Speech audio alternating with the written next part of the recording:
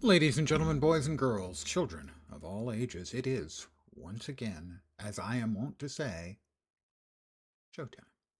Hi, guys. Bloop. Here we are again. My maximum online character limit has been reached. I can't create any more without deleting some. No!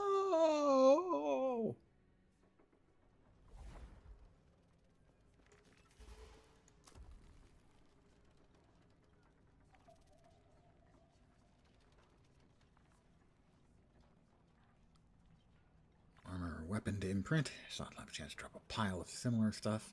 Yeah, I don't think these actually work quite yet, but that's fine.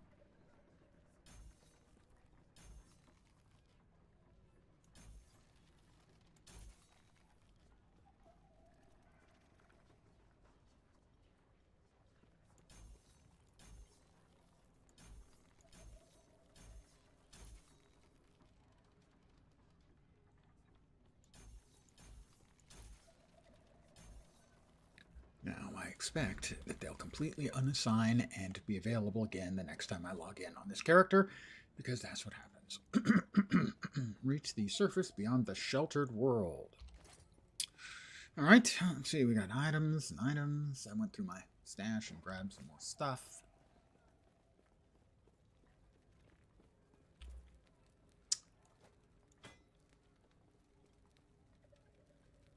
Right, that'll need to be 25. We can upgrade that. Note all of that lovely forging potential still just sitting there.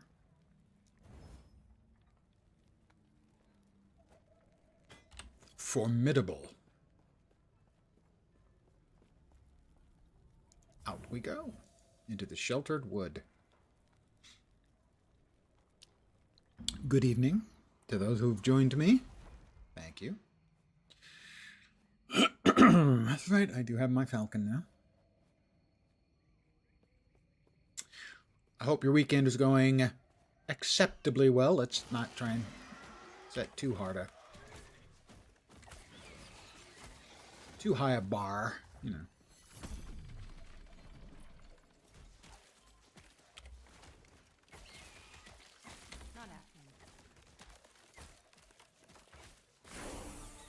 Well, that's level 17 already.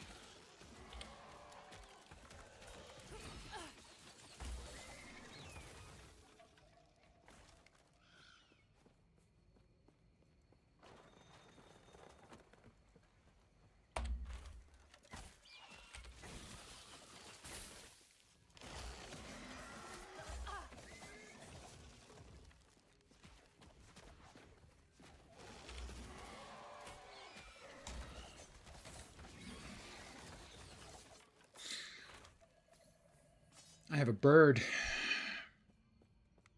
Because bird is, after all, the word.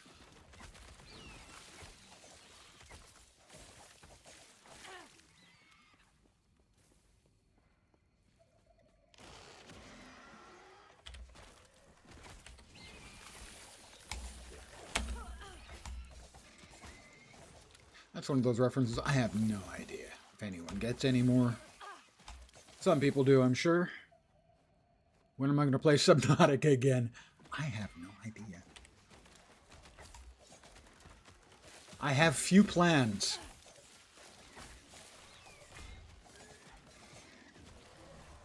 Where is this thing coming from?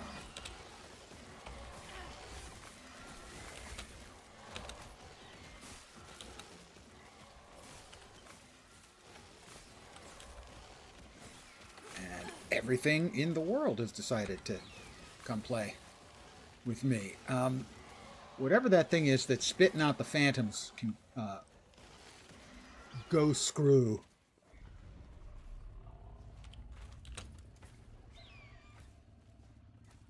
As it's firing those things off so fast, it's ridiculous. I have no idea what I'm going to play. Almost anything on any given day. Let's see. Well, thank you.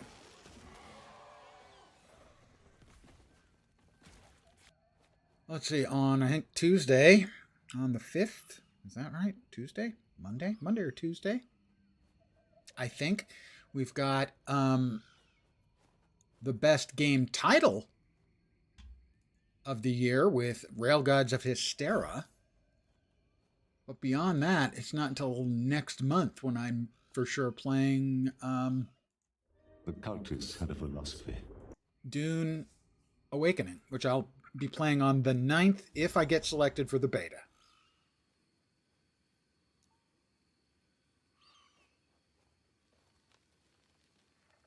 Crit multi, and down here.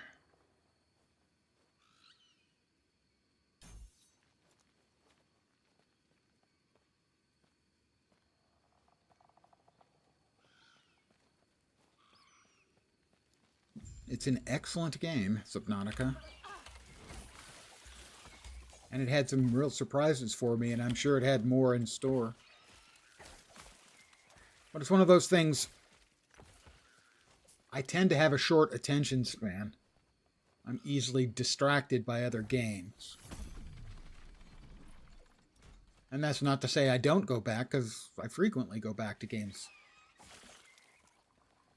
But I really can't say when. You know, I watch someone else stream a game and all of a sudden, I want to play it again.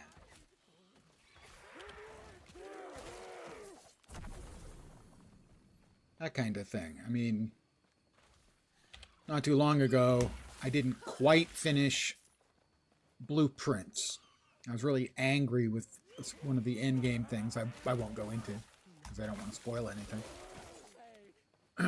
And then a couple days later, you know, after uninstalling, I'm watching someone else playing, and oh, well, I got it. Back in the urge to get back on it, even after just, you know, a couple of days after essentially rage quitting.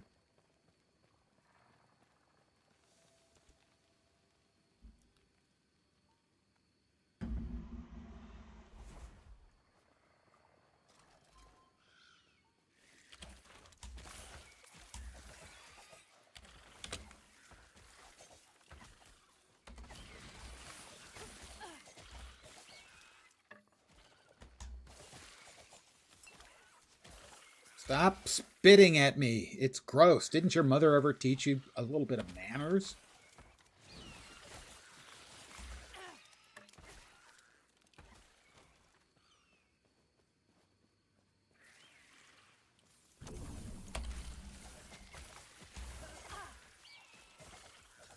All kinds of yellow drops.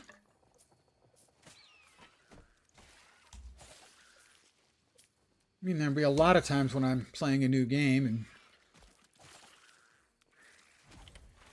Oh, we got a champ. And I, you know, lose interest or...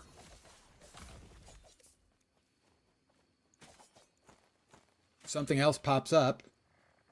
And 6 months later, I get the idea, hey, you know, I never finished that game.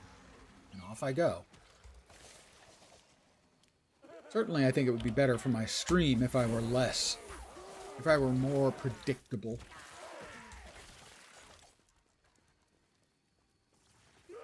As it's not uncommon for, in essence, someone to catch me playing a game.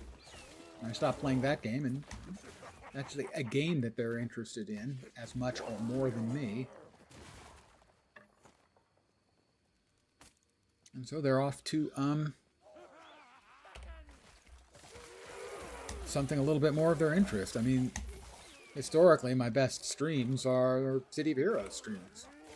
And I love City of Heroes, and I've played an enormous amount of it. It's my third most streamed game. Last time I checked.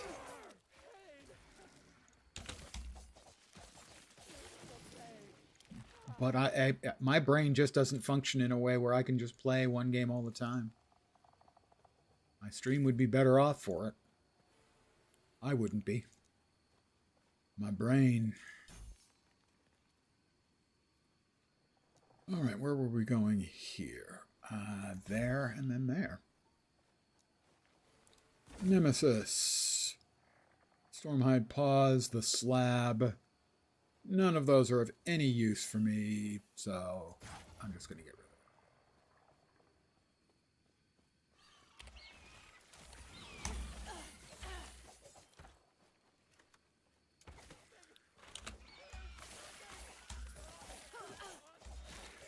Also, a lot of times when I play a new game, and certainly it was true with Subnautica, a lot of the people who love the game pop in. I get a lot of good, helpful advice and stuff, and all that is awesome. But my attention span is so short. Might have to drop something.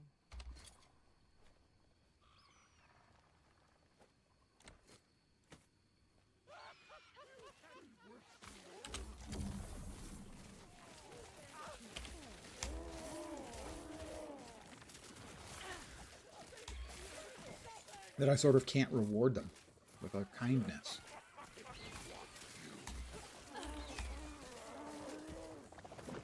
Because, you know, a lot of time they're amused, interested in my content, but they're here for the game.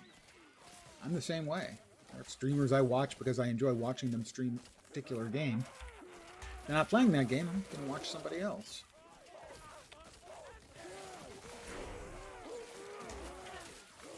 One of the advantages I have in that I'm not trying to make a living out of this is I can afford to just play whatever, you know.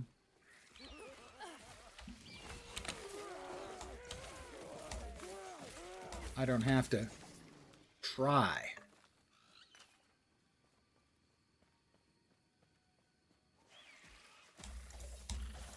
To play to the audience. Might have to drop something. I mean, ideally, I want the audience to have fun, to enjoy what I'm doing, come back, all that good stuff. But I do this for fun.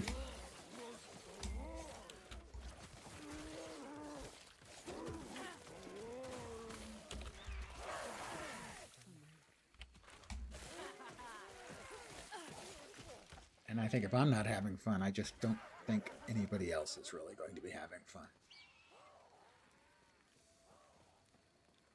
And we're into the cultist camp. Cultists, that's good news. No one ever had any problems with cultists. All right, where are we going next? There. Ah, we do have explosive trap now. Very good.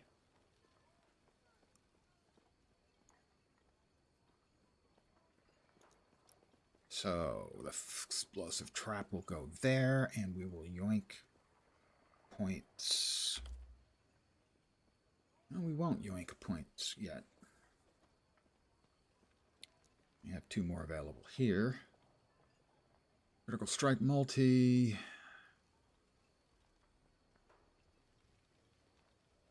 Don't we have an item where the third one is always critting? Yeah, 100% third strike. So, in which case, this, which increases the damage, reducing the damage of the first 2 strikes and increasing the third strike, which is a guaranteed critical hit, that makes sense. Now we'll sell a whole bunch of crap. What do we have up there? Health per second and health. That's really not all that good. That's okay. That one's better. Not necessarily good, but better.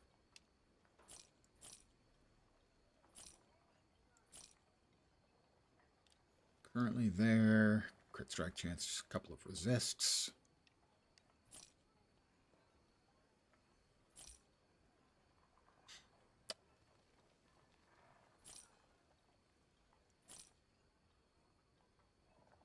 That thing is currently 29 melee damage.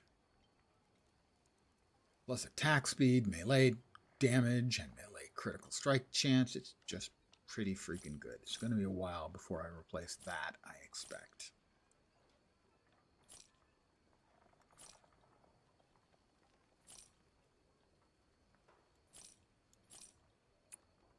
Didn't look at it. Just sold it straight out of hand.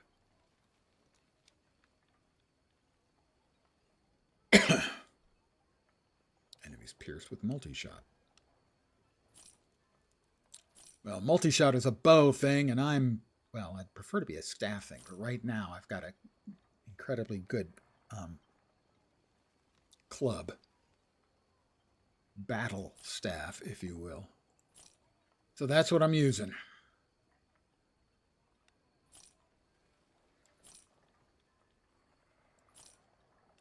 No.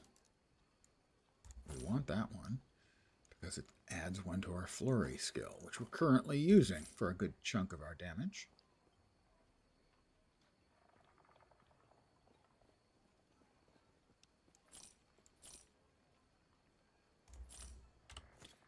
Which means we've got another point to go in there, which means our critical hits are going to be really chonky.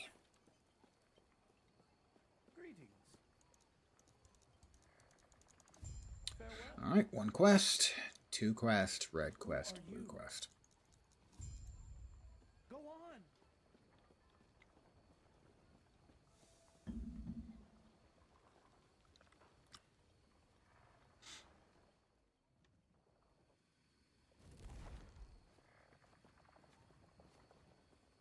Let's see how the splody mines are going.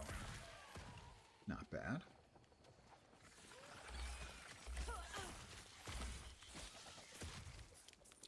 I think the answer is that we're not going to be going with the ballista. We're going to be going with the mines instead. The mines are just doing way more damage than the ballista.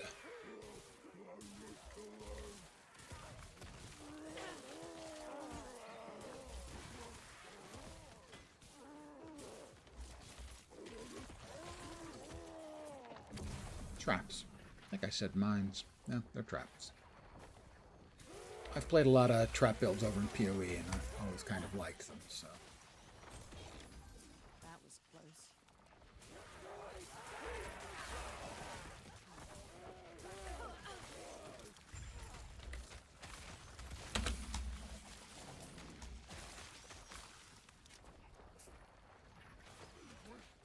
Oh, we got one coming up behind us. One of the things we need to kill.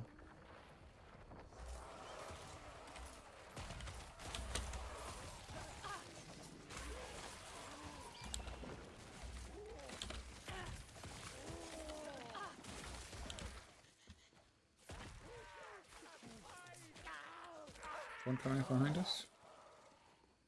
Not yet.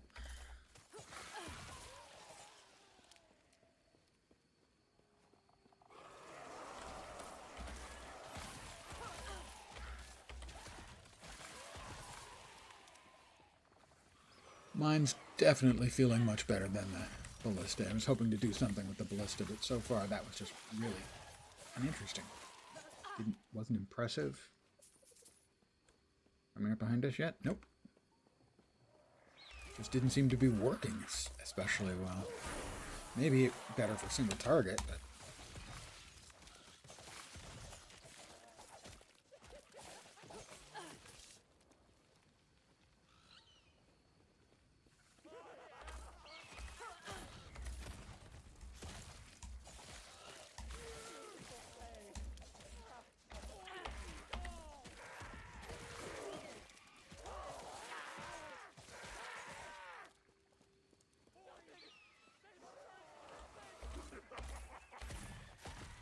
I wish to learn.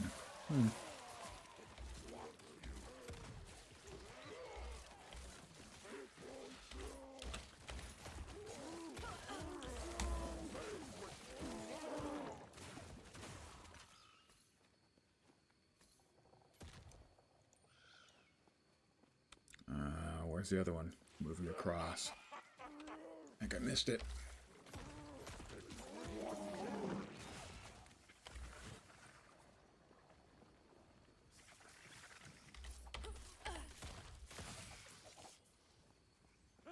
We'll have to start putting some points in. I think yoinking them out of ballista and putting them into the traps. Traps just work better. At least they feel that way.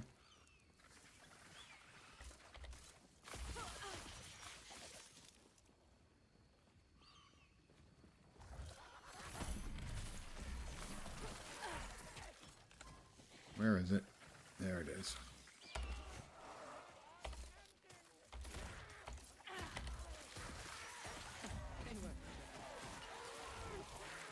God damn it! They put the pop-up right in front where I'm trying to do stuff. God, I hate that! Fucking modal dialogue boxes. Have these people not taken a goddamn basic class in UI? Fuck.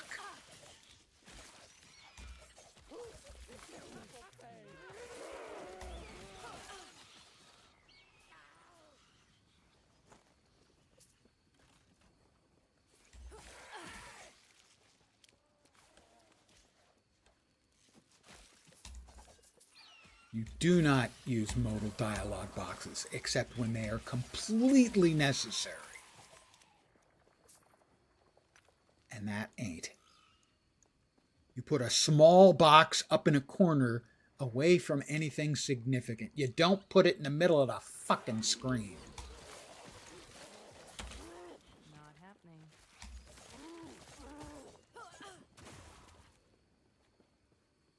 Sorry.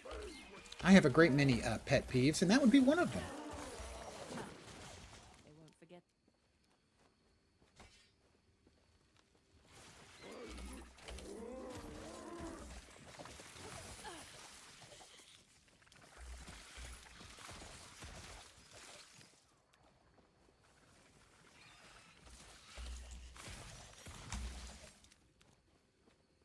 Modal dialogue boxes. They are a curse. A pox.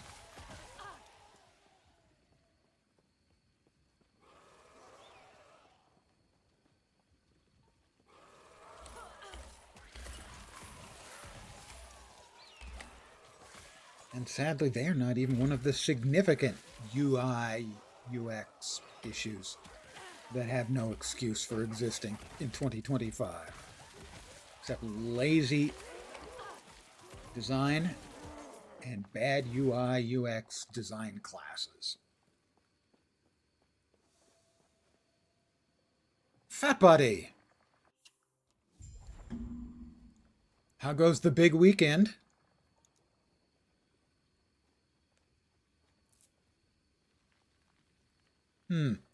Well, I'm getting rid of the ballista. Wet day. Ew! Well, that's no fun.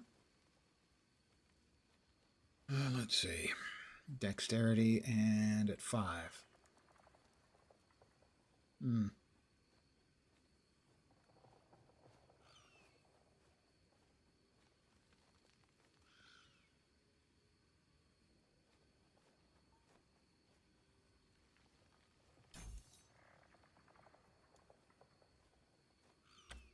Skills. We want... Oh, you know, the ballista's really just not doing it for me. So I'm going to yoink the ballista. No, doesn't make sense to yoink it just yet. We'll put the explosive trap in. Damage and fire as shred. Fire as shred. Oh, that's what we were putting into the ballista. We were going ice for that.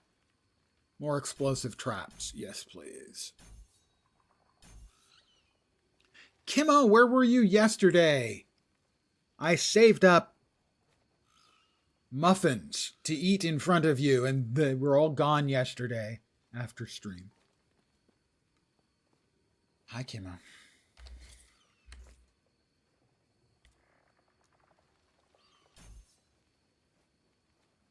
All right, we'll see if we can freeze anything with the ballista now. Not happening.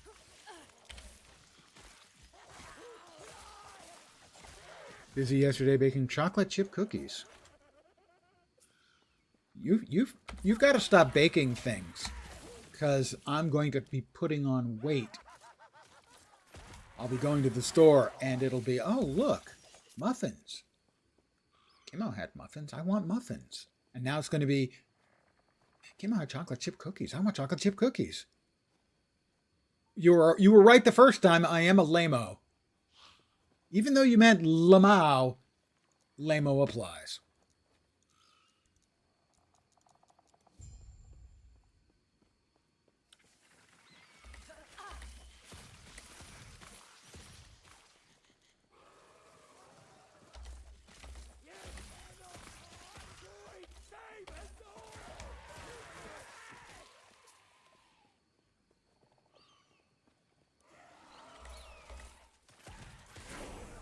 I am level 21.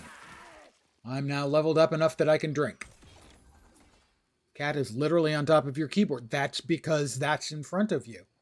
How dare you pay attention to anything else? Did you not get the memo on attention?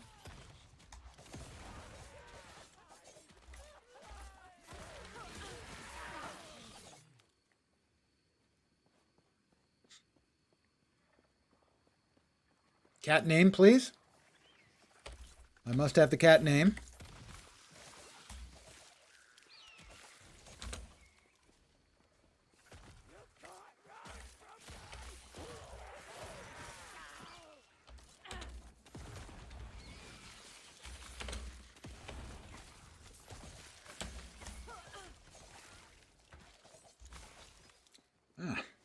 Nemesis. Lilith. Ah, that's right. Bo's Anarchy. Sure, will empower.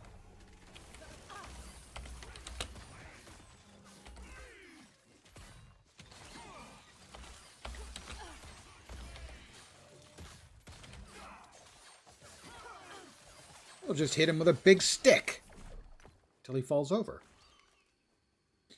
I made the poor choice in naming for my cat. Maybe naming your cat Hecate after the goddess of witches in the underworld is a bad choice if you're allergic to cats. As I had to give my cat to my brother after a trip to the emergency room. Do not recommend.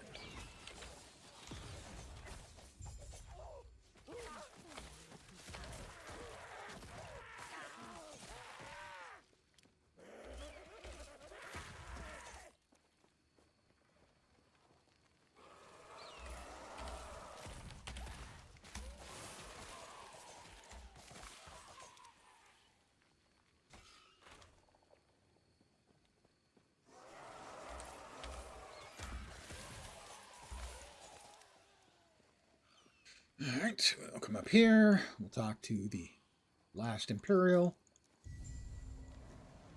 whose diet has been coming along very good. He's just skin and bones without the skin.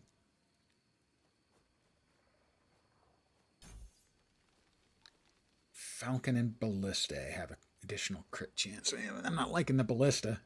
Literally just itched your eyeball after she licked my finger and now is way itchier. Yes, that's... We had cats through most of my life when I was growing up as a kid. And I knew I was allergic. You know, I wouldn't pick the cat up and go... No motorboating of the cat. I knew better than that. And if, the cat scratched me, it would raise a little welt. But an inability to breathe was new. And, yeah, so...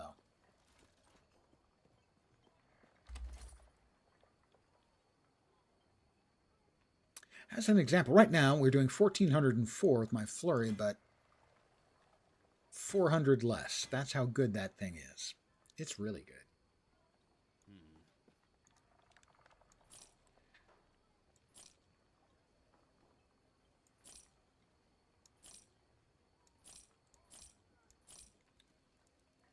.33 base melee, a little bit more melee.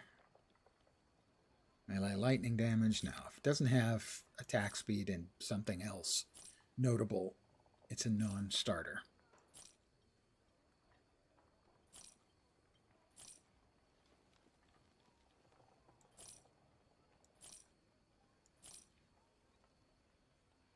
Now, I probably shouldn't have gotten such a long-haired cat.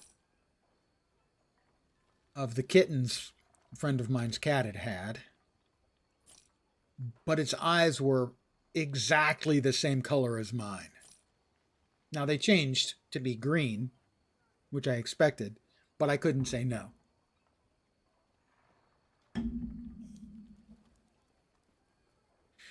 You're so mean to me, Kimmo. Now you're rubbing now instead of rubbing my face in the cat, which I'm allergic to, you're rubbing my face in chocolate chip cookies. Metaphorically speaking, of course, there are no chocolate chip cookies. There are none. On the positive side, I have found a tasty dessert item. A friend had made it when I went for a visit 6 months ago. And it turns out that the low-calorie Jello pudding is kind of tasty and is indeed low calorie. So I wish to learn. Can you also rub my eyeball? I believe I showed you my stupid eyeball trick previously.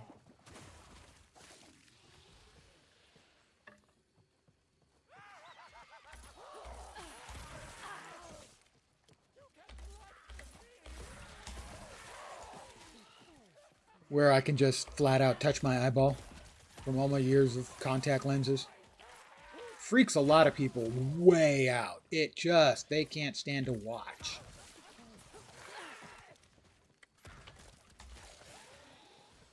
Because the idea of them touching their own eyeball just creeps them out beyond words.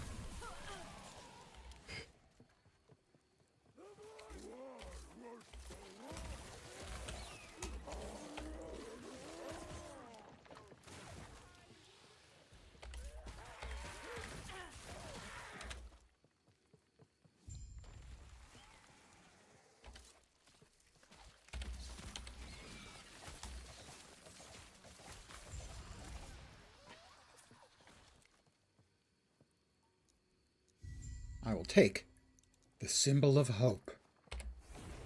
I'll go back to the cultist camp. And I'll touch my eyeballs again. Both of them.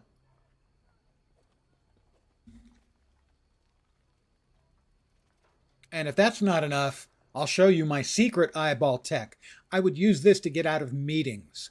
Meetings that I had no business in being in, I would put this expression on my face. Like that. It inevitably, someone would go, you don't want to be here, do you? Not really. Yeah, there's really no need for you to be here. Why don't you go back to whatever it is you do? You like that one?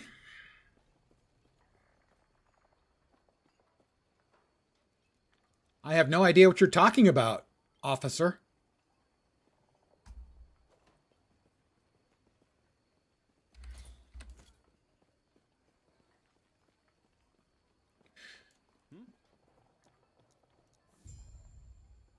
All right, the ritual site. Yeah, it's actually how I figured out how to do it. I don't know.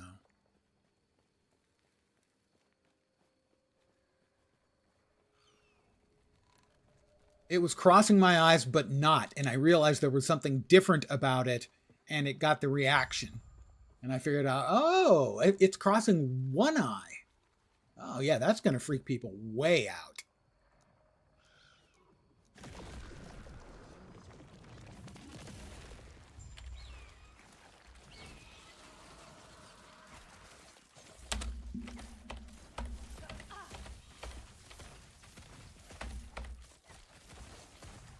Not happening.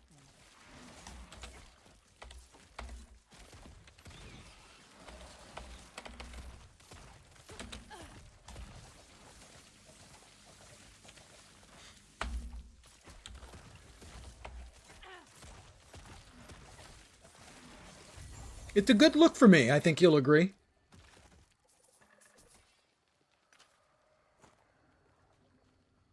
Not too many people can, can carry off the look of, someone who's been hit in the head with a really large mallet. What? Back to town. Back to town. No, not quite yet. You almost divorced your husband. What? Simply because you can't resist my cross-eyed half look? I get that a lot. Not really.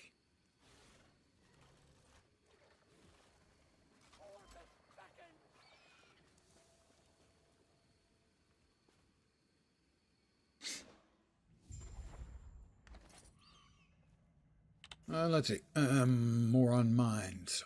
That was more explosive traps. Additional traps thrown, but it costs more mana. That's fine.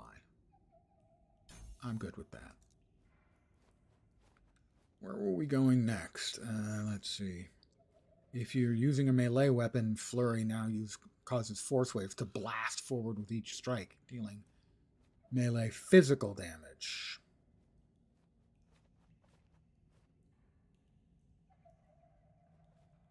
Sure, I guess.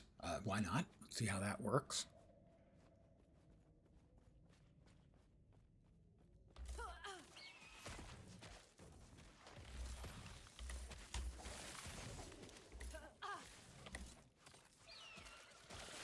Okay. The mana expense on that, if I'm not hitting anything, is pretty high.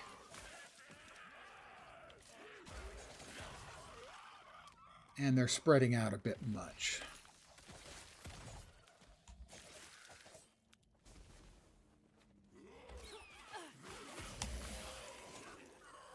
Oh, he's coming back.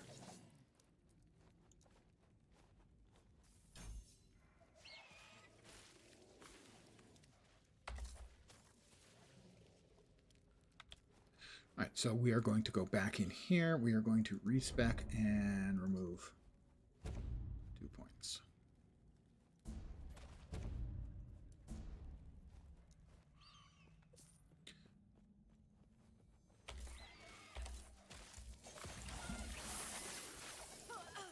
He didn't drop anything special. Why does he hate freedom so much? Fun fact, it's your eyeball again, forgot to wash your hands. That is a non-smart thing. Take it from a non-smart man. I know non-smart. Yeah, I've been very, very careful anytime I've gone to a friend's house where they have cats ever since. The cats, of course, can sense that I'm allergic, and they adore me.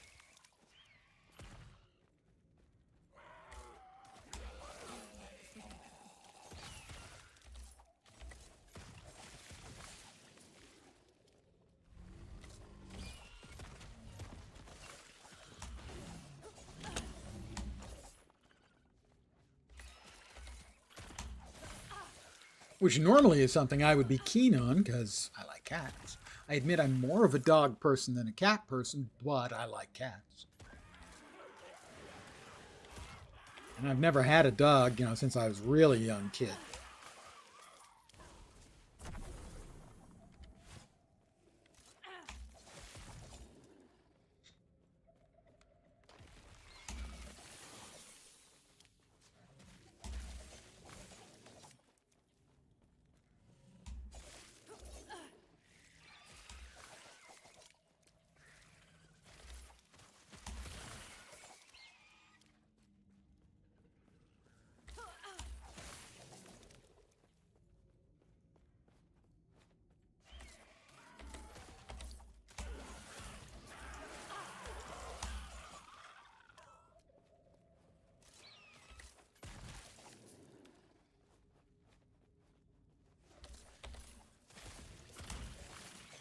Used to keep medicine for people who visit us in case they have an allergy. I just let them perish. Well, it's not about the perishing, it's about the suffering. Of course.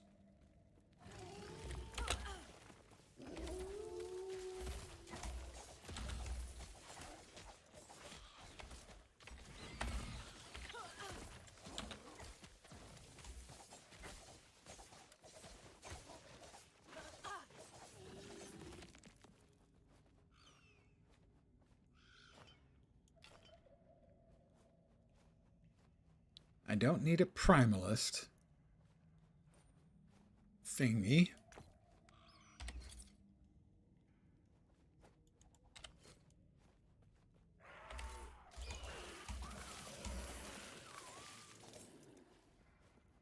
I'm certain that the cat appreciates that the perishing, but also the pain.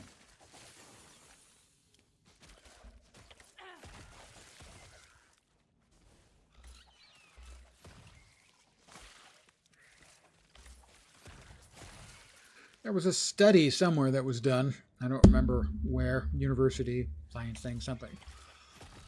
Basically, they wired up cats and dogs. Not to give them shocks, although that would have amusement value. And essentially, cats can understand when you're talking to them as well as dogs can. They really, honestly, just don't care.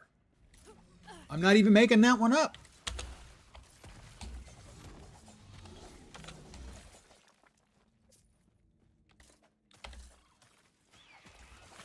Lucifer, your oldest cat, enjoys all the suffering happening in the house. Well, I mean, as the senior cat in the house, that's appropriate. You know, you've got seniority for a reason.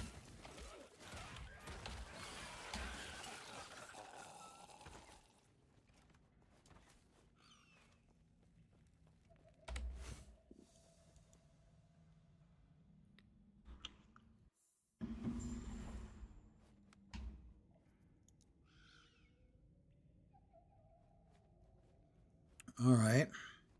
It's cold, but I don't see it actually, like, doing anything significant, sadly.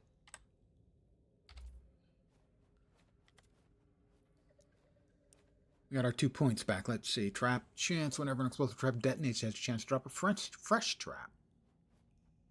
Now that mana cost isn't bad. Also up there, drop by trap sprinkler mode are now flung at nearby enemies. And that is... It can also fring. Whenever explosive trap detonates, it now has a chance to create a ballista for you. Consumes mana.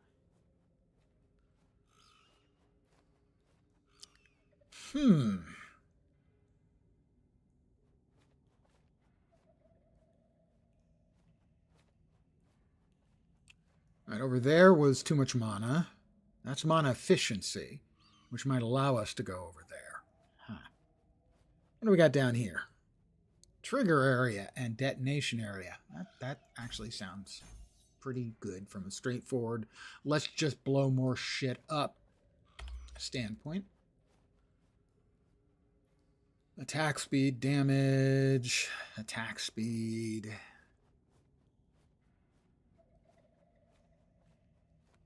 Just so far, I'm just not impressed with the ballista at all. What's my current dex at? 33.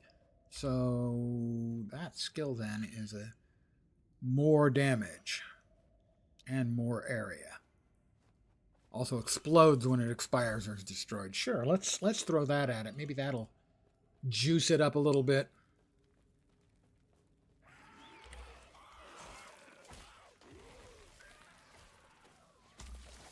Easy. Too easy. Easy. Too easy.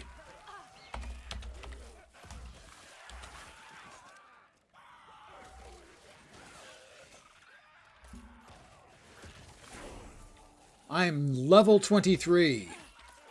I'm on a whole nother level. 23 to be exact.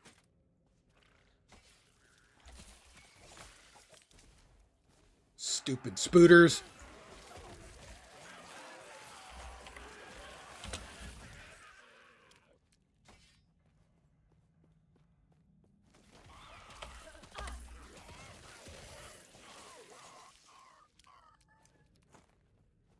We've got another nemesis. And this time, we're going to drop a shitload.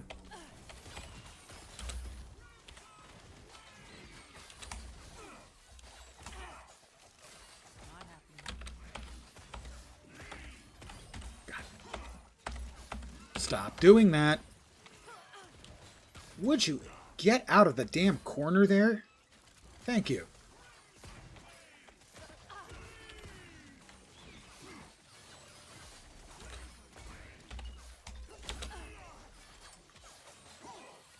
happening.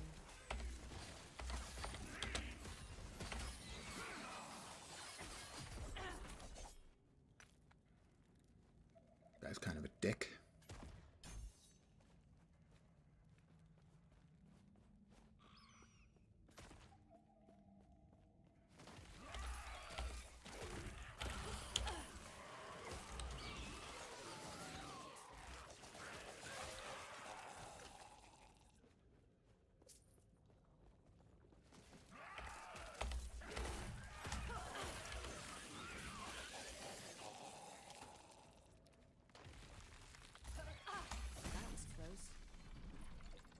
Alright, unlocked that.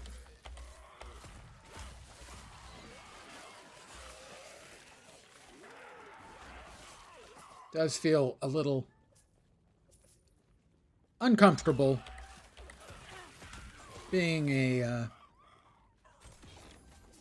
build that mostly is done with a bow, and I'm using melee skills.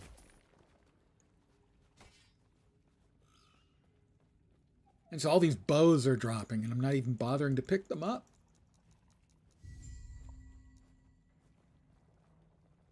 Back to town.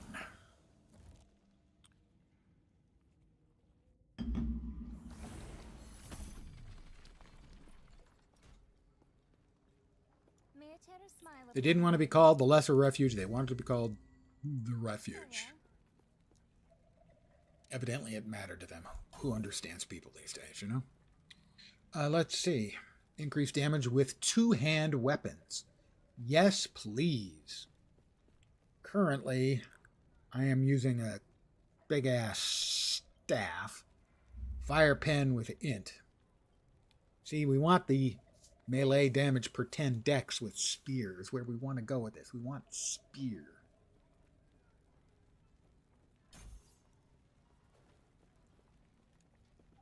But until we've got a spear that's at least close to being as good as our current two-hand bonk machine, which is currently at 1469, 400 less, 500 less, plus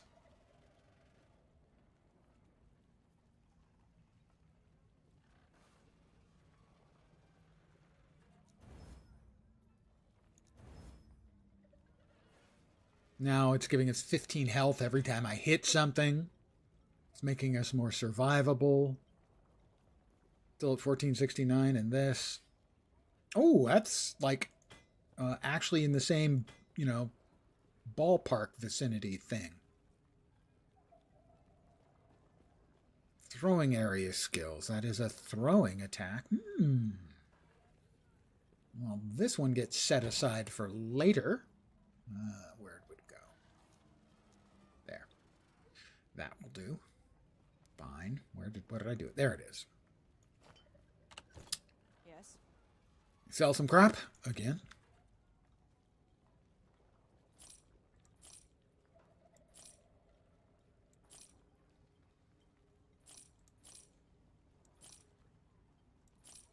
Spell damage. As if. As if. Huh. Minion damage. Minions teleported around you after you use a traversal skill. Ballistae are minions.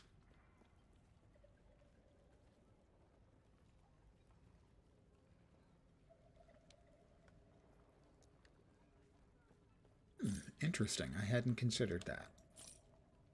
And of course, the Falcon is technically also a minion. My brain is doing the thinking thing. It doesn't do it well, but it does try. I'm going to shatter this one into pieces. 2, 5, 8, and we got 4 out. Pretty good.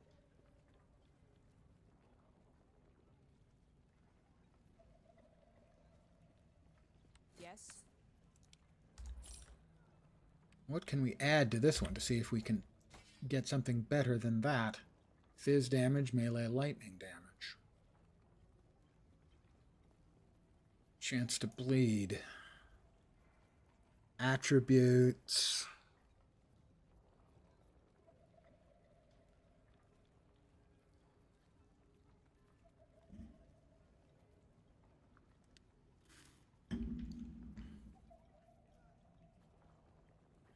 I don't think we can quite get that up to actually be doing more than that thing.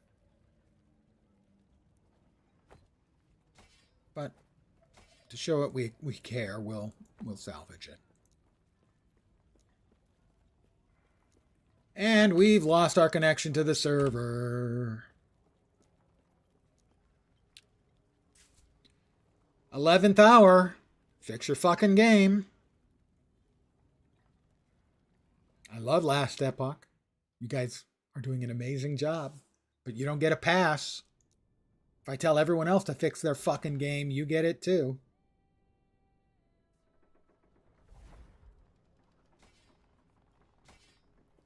Funny, it remembered I had the sword on my tooltip, on my cursor.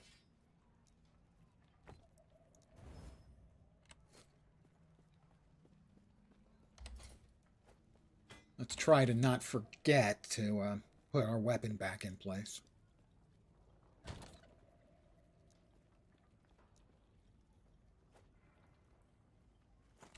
All right.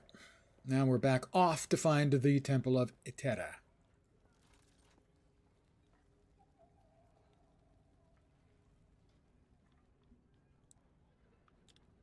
But first, I think we have to go back in time.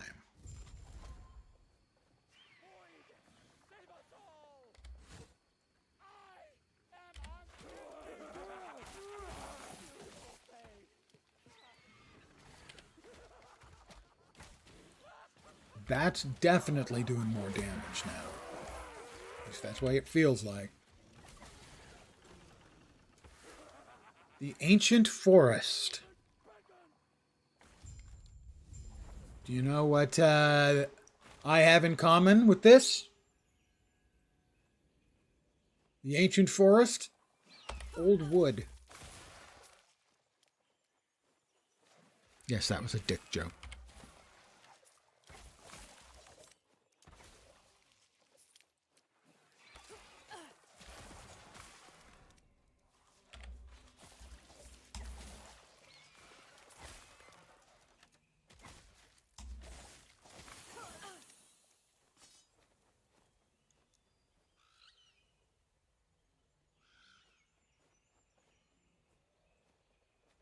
Wood is so small, it's called a seed at this point. I'm not sure you got the joke.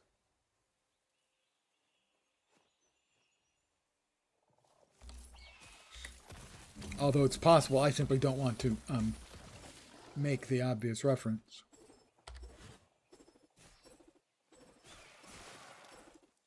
Ah, then yes, that was the obvious reference that I chose not to make. Okay. I did get the joke then. All right, that's good. I was just, wow, this is going to sound really unlikely. I guess I was just too much of a gentleman to actually say it out loud. That hardly seems likely, does it?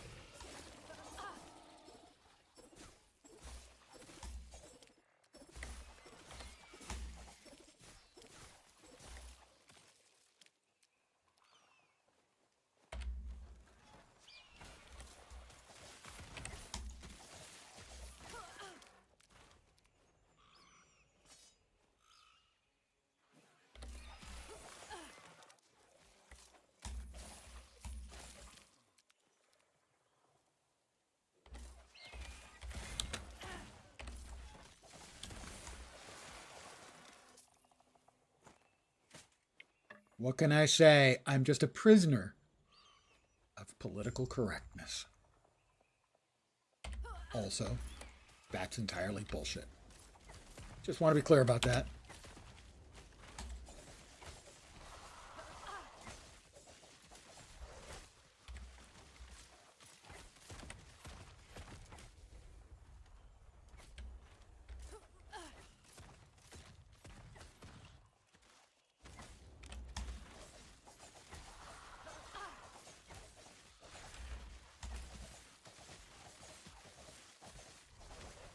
Oh, just roll over.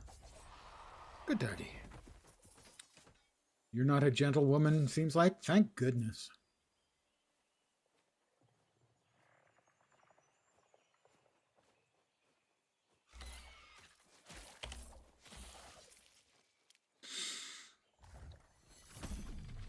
And we'll just go right back to where we were. Well, it's not so much that I'm a gentleman, because, come on, seriously. You've been here long enough to know. I'm polite. Generally speaking, I am polite.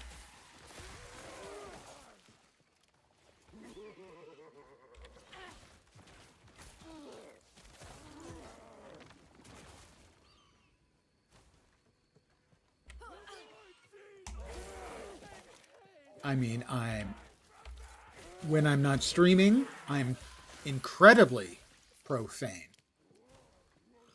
Sometimes when I am streaming, but when I'm not streaming, pretty much all the time.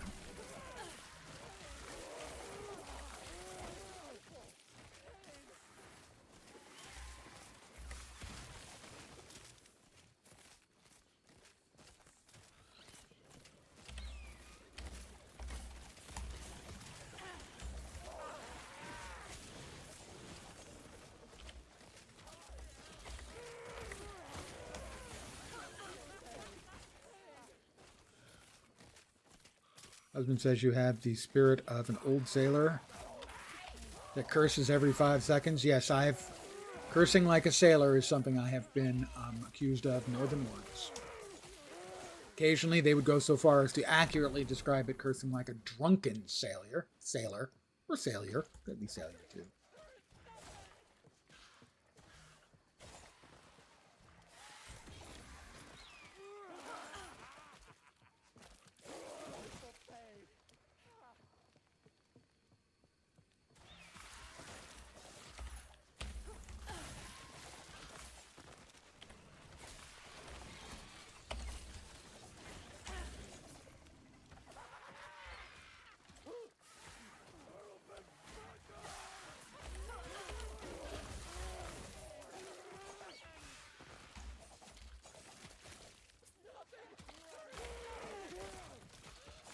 Now, one of the reasons I try to keep it under control when I'm streaming is I've tuned in a couple of times to, well-known streamers, Not happening. and every third word was an F-bomb, and of the other two words, one of them was usually mother, and then the F-bomb.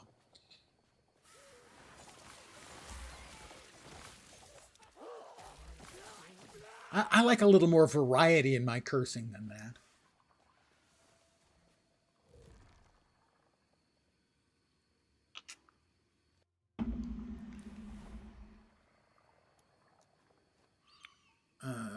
Falconer, we're increasing our two-handed weapon damage.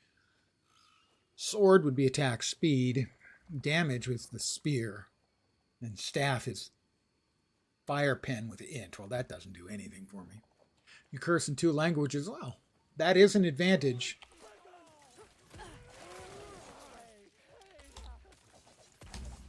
I mean, I'll occasionally drop a scheisse or a merde.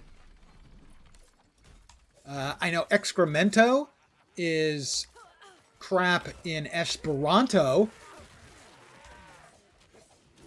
I think that's the only word in Esperanto I know.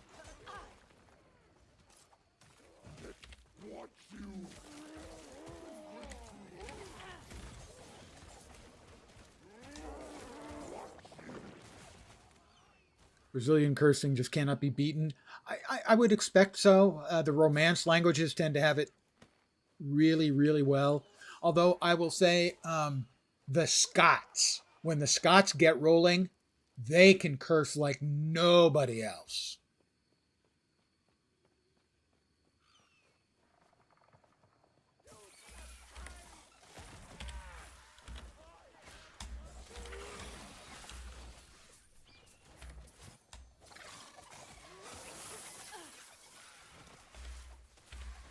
Oh, they broke out into a whole bunch more of the little assholes.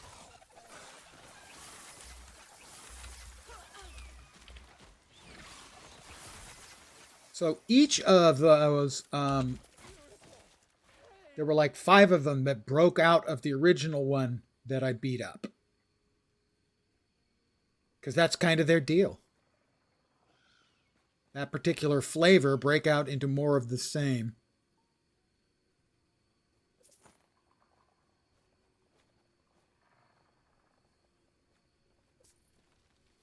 So just a quick go through on these that might be good.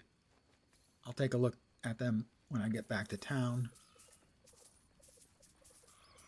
So there was one that broke up into like 4 or 5 of them.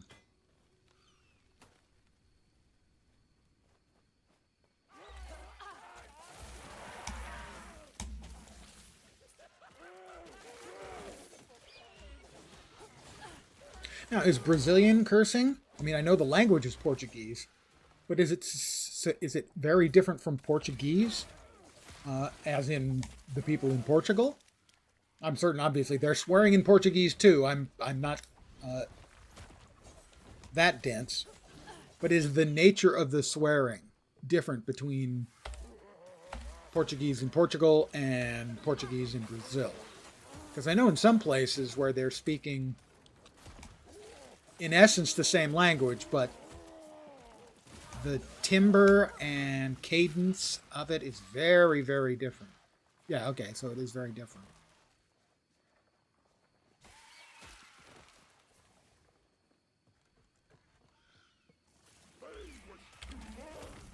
I wish to learn!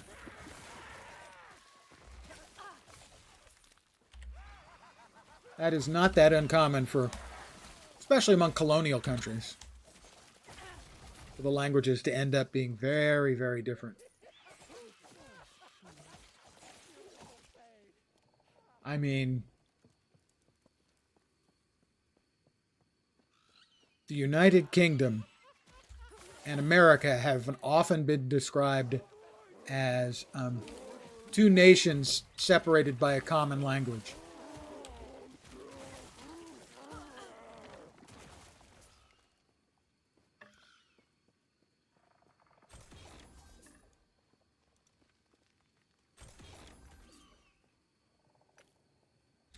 Portugal cursing is like a child throwing a butterfly at you. Brazilian cursing is like an old drunk sailor on cocaine. Colorful metaphor or analogy or picture you have drawn. Let's see. Hamstring, I don't think we need that. Critical strike multi. Crit strike multi. That's an additional multiplier on that third strike. Which could be large and in charge. Where were we here? We were just blowing shit up. Let's say particularly fast enemies trigger explosive traps instantly, even if they haven't armed. Cold snap mines. Would I like those to be cold?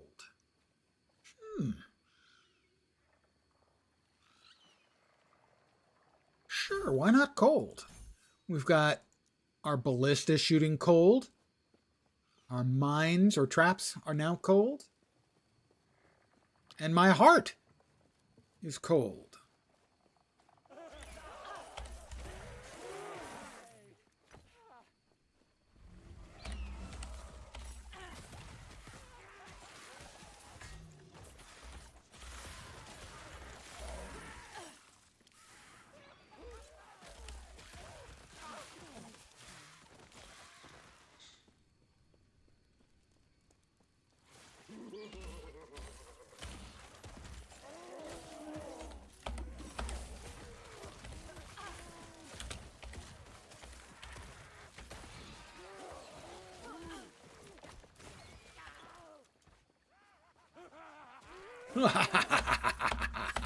Ha. Also, ha. For those of you not paying attention, ha.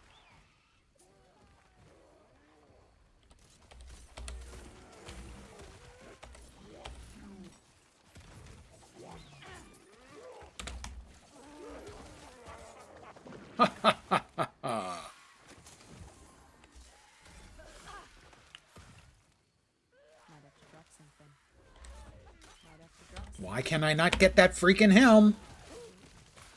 Don't tell me it fell in a place where I can't pick it up. That would be unamusing to me in the extreme.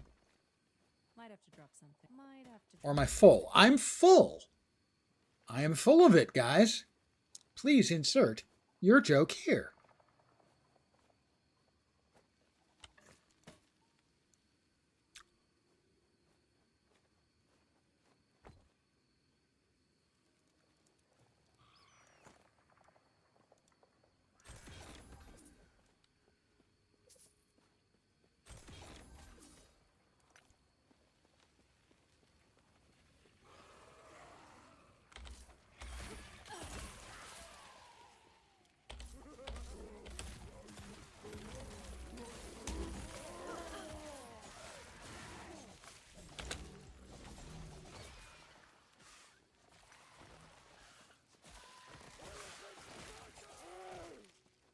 make sure we all potted up.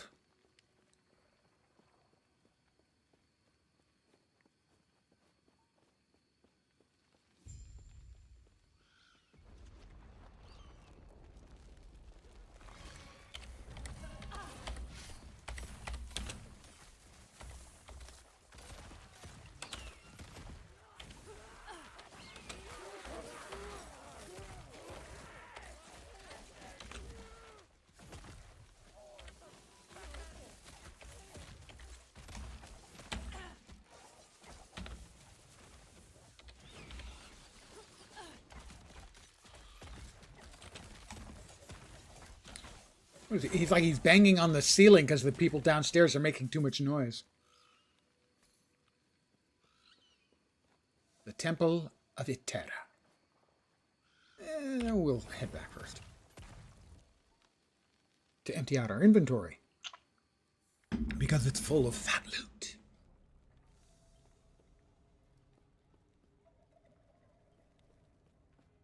Yes, I went back in time again. Wow, it was interesting. Thanks.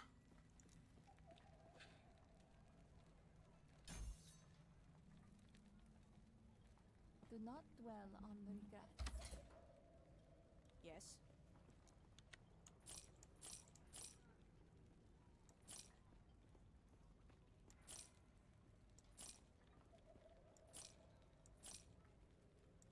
I have no need for bows or shields.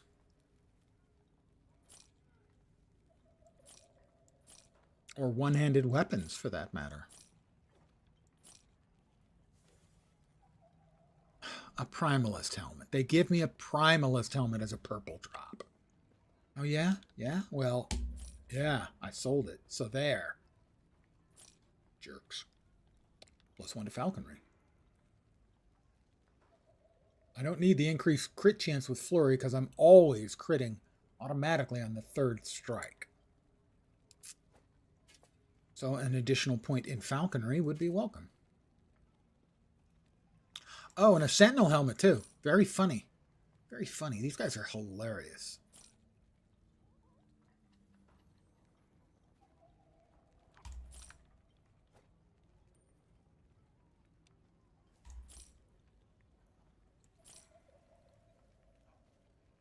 I'm not using Cinder Strike, but the throwing damage.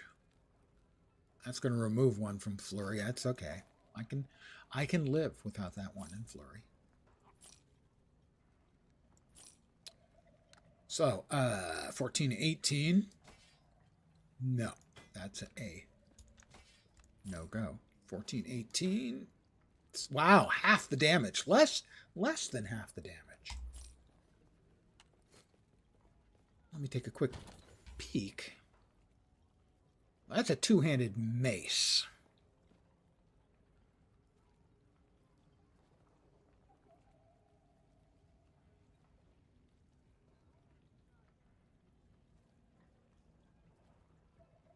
Got a couple of the Raowen's fortresses as drops.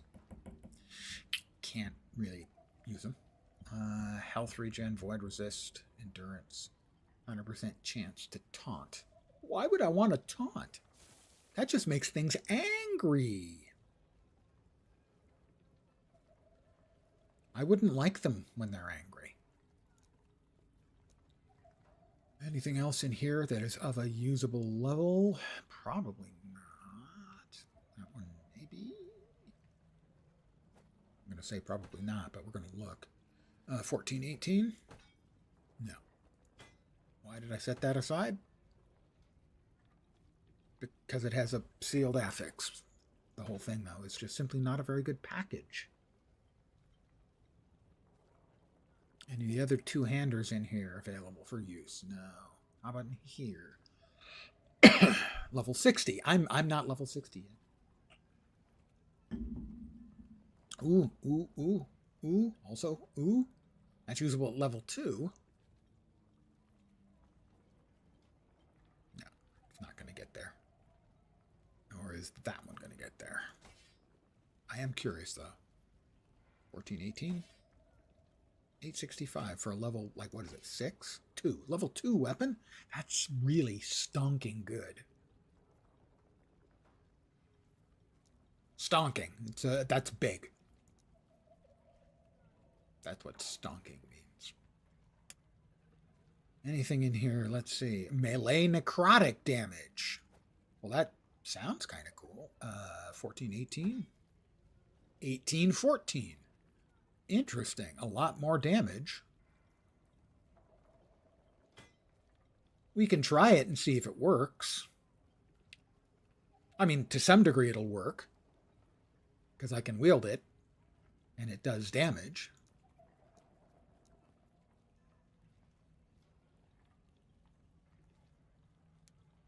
It's just not necessarily my vibe, you know? But there's leveling, and then there's non-leveling. And I don't want to say never the twain shall meet, because they might. Besides, I'm going to look badass, wielding a two-handed axe named Bone Harvester that looks like a big scythe. I will look like Death Made Manifest, which would be good.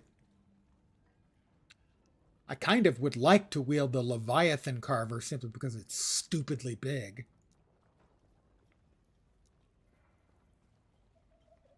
That is level 29. We're getting close.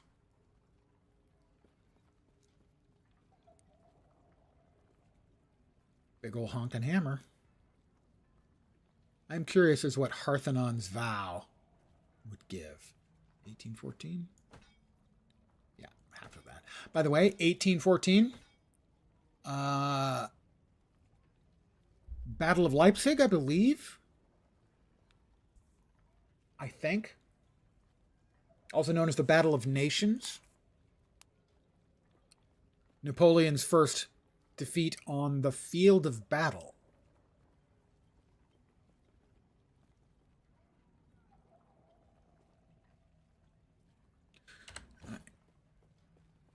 Pretty sure it was 1814. October of 1814. I think. We're back to the courtyard.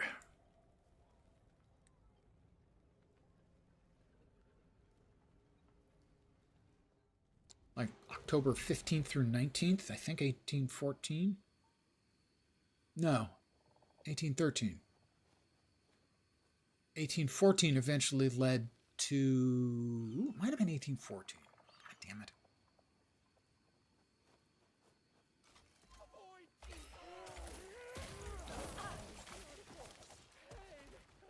Eventually, Napoleon... Oh, crap. I already went through all this.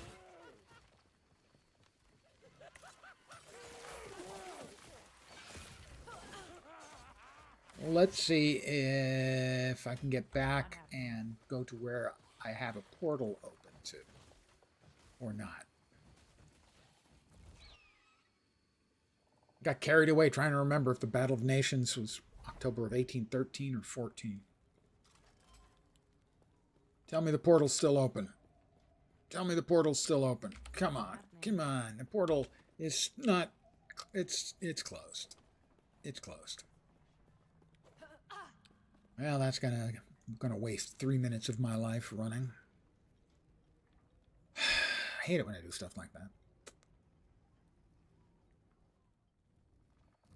I'm a firm believer that every map should have a waypoint at the beginning and possibly also at the end. But definitely the beginning of every single map.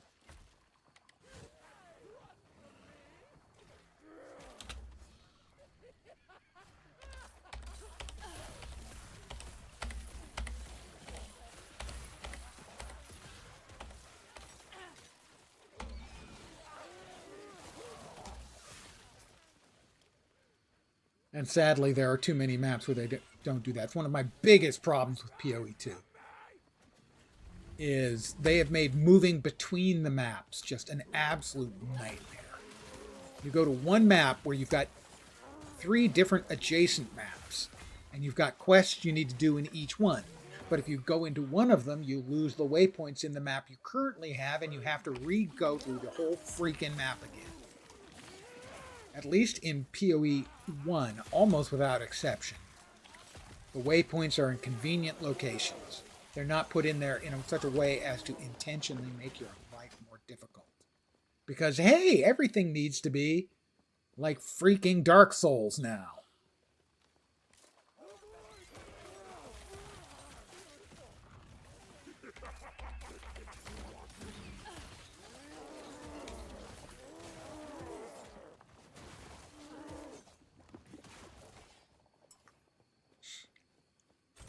Speaking of Dark Soulsian ARPGs, they just had a big patch for No Rest for the Wicked, and my God, that game is beautiful. As that is actually what, theoretically, they want to do with Path of Exile, inspired by Dark Souls.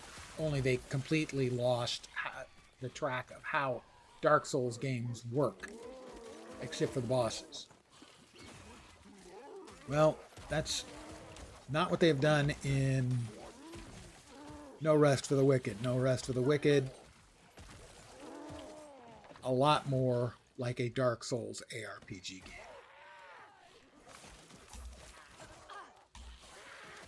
In Dark Souls, it's not just about the bosses. It's about, there are a few mobs between bosses. You might hit a dozen. A couple of little mini critters and whatnot. What you don't run into is dozens and dozens of packs of mobs. I have little friends now. The great big scythe is summoning little friends for me to play with. That's delightful.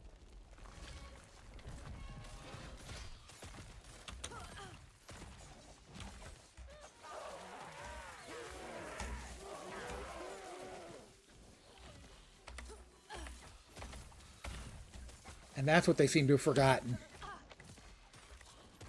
And that's why their entire design tenet for Path of Exile 2 doesn't work. It's because they're trying to make an ARPG Dark Souls alike without realizing that the two don't really fit. That you can't take big chunks of PoE and stick them in PoE 2 and have them just work. The same thing happened in a completely different genre when BioWare tried to turn Knights of the Old Republic into an MMORPG with Star Wars The Old Republic. They took the bones from the RPG and then tried to build the MMO out of them. That's not how it works.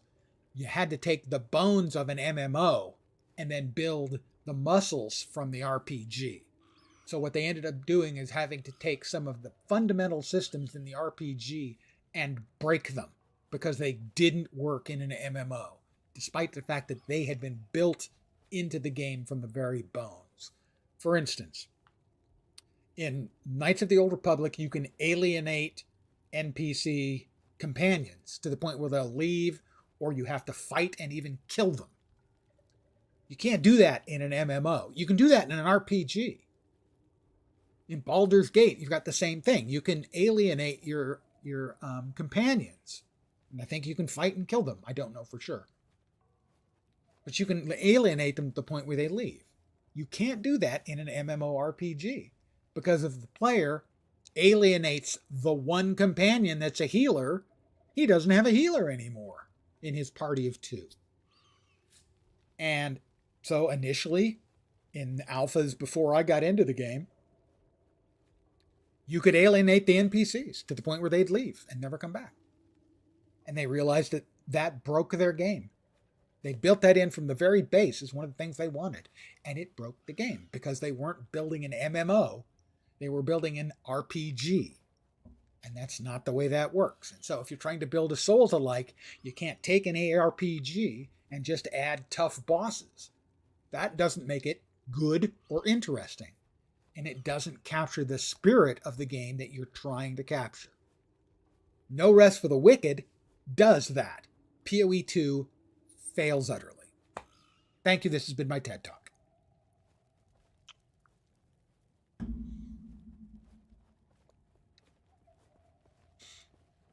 By the way, I should be clear, I've not played No Rest for the Wicked, and I won't be playing it because I'm bad at those kinds of games. I've managed in PoE 2 because it's mostly an ARPG. And I'm pretty good at ARPGs. But I'm not good at Souls-likes. I don't find them fun.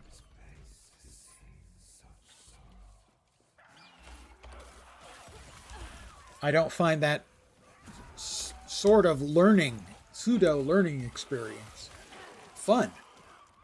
I did it in raiding in Vanilla WoW. And it's one of the reasons I stopped raiding in Vanilla WoW. Because I just find it more frustrating than fun. I don't play for frustration. I play for fun, and everybody's definition of fun, is different.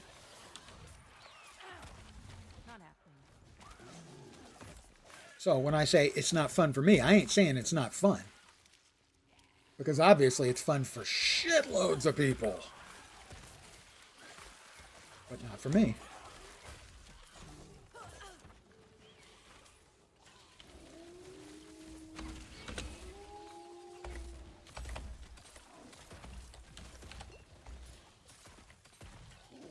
All right, how about we get...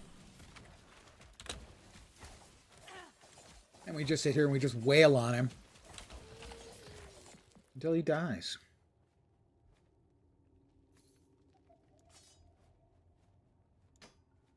Now, I think PoE 2 can be a good game, but it's got a lot of fundamental problems.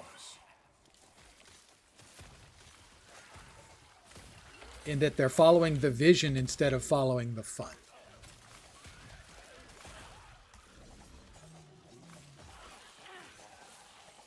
Might have to drop something.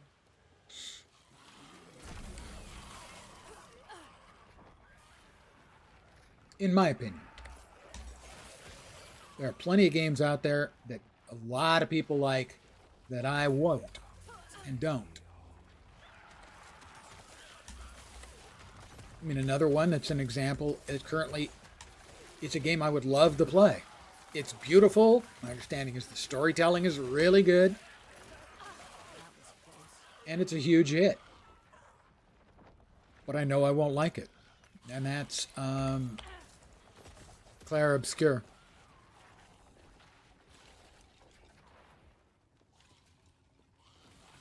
Because I don't like those reaction timing type games. Basically, which is again similar to the Souls-alikes. And that's what Clair Obscur's combat is. It's timing based. You know, for defense purposes at least, you've got to be getting the timing right. I find that boring. I don't find that interesting. That's a me thing. To drop something.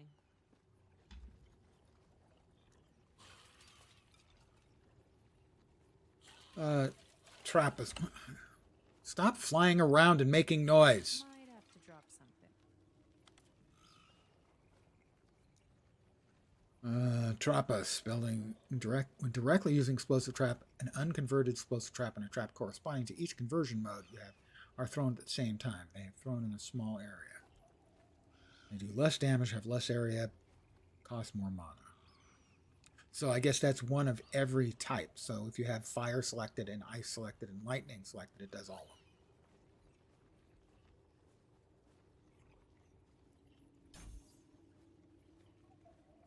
Let's go deeper into cold. We've got another nemesis here. We're ready to challenge him. Not happening. God damn it. Hit the right buttons, Lens. You loopy bastard.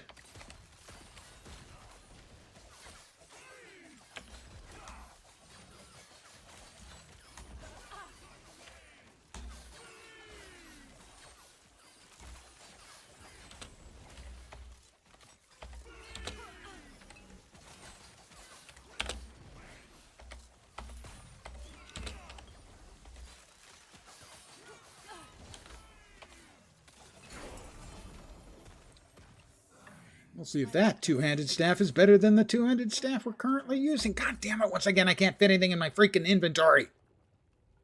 Pardon me. It's fine. It's not fine.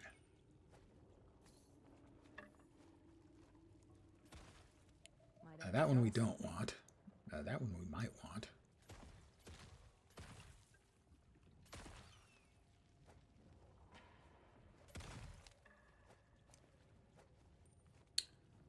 That was the one. All right.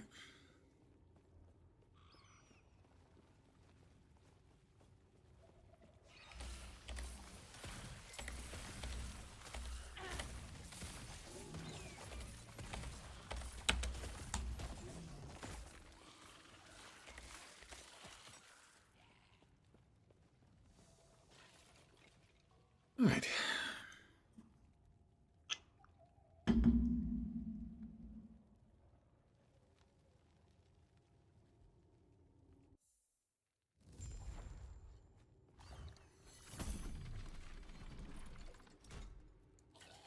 Back to the council chambers. This time we actually have the waypoint. I opted into not being a dumbass. I hear good things about not being a dumbass. I should try it more often. Yes.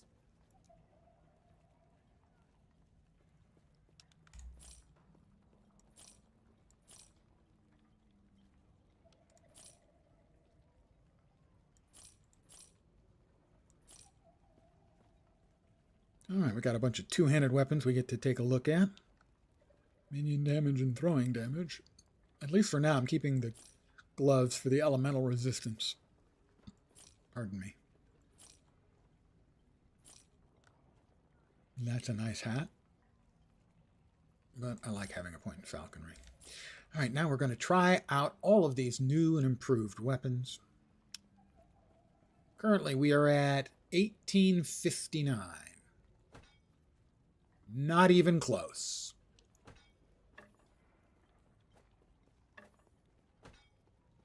$543.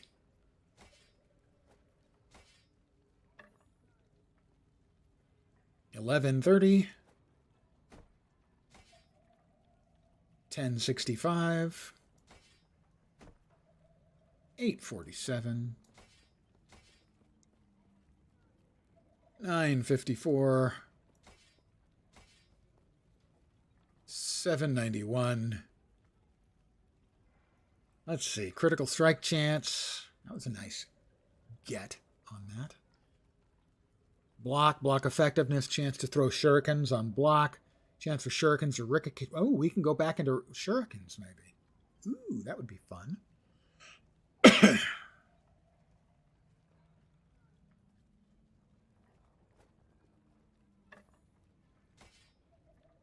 $11.55. Obviously not as much as 1,800 damage.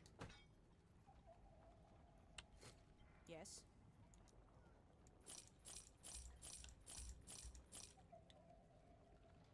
We will hold on to that.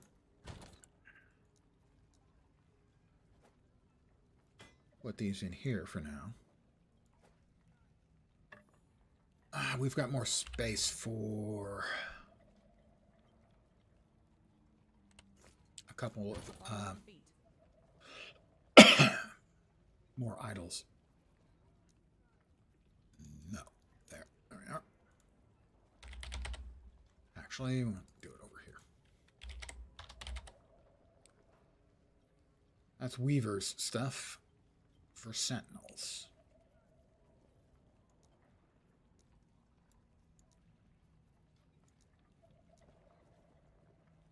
Nothing for throne stuff at all? Could have sworn there was. I'd be swearing incorrectly, but I could have sworn.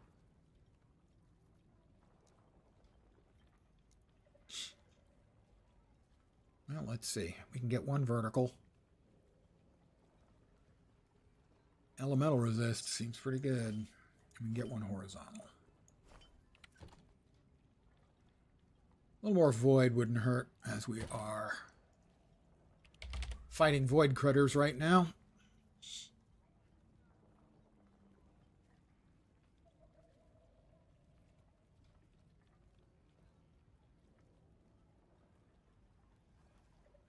Sure. Void resistance. There we go. And we are getting closer to finishing off this chapter.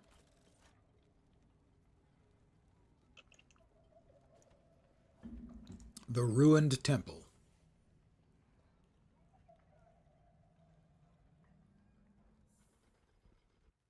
Ooh. Pardon me. Old man stretching. Not happening.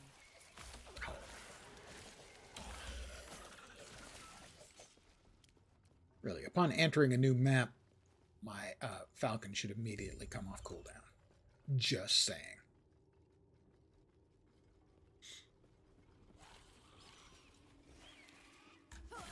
People are saying PoE 2 is better now after the patches. Well, yeah.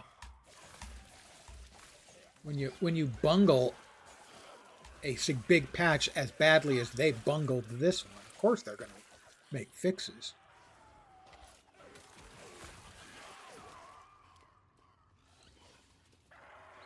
It's just that the state of it when it came out was so hilariously bad.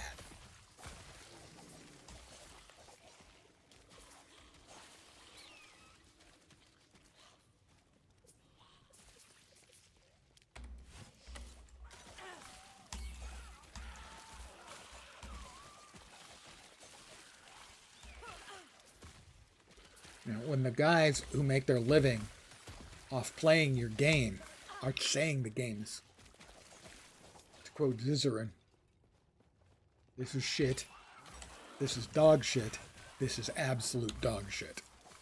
I don't remember exactly specifically what he was talking about, but that was his opinion about some part of 0.2.0.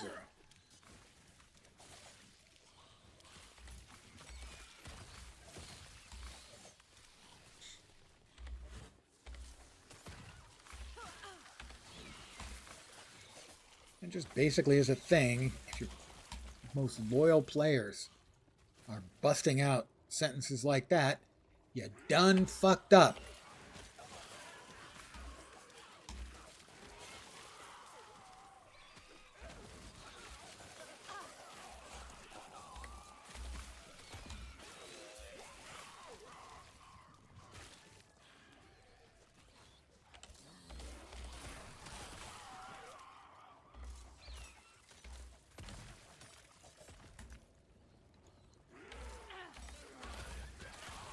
And that's my biggest issue with PoE 2, is that so many of the problems are just self-inflicted wounds.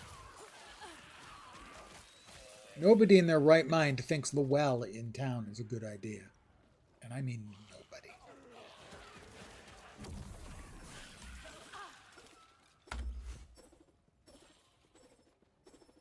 It doesn't provide friction.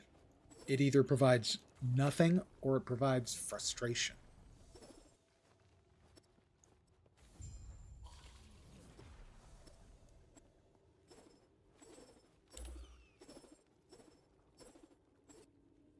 Back to town, and then right back to this same map. And it doesn't matter how many times people ask him about it, they keep saying, no, we like that. No, you shouldn't. You really shouldn't like that.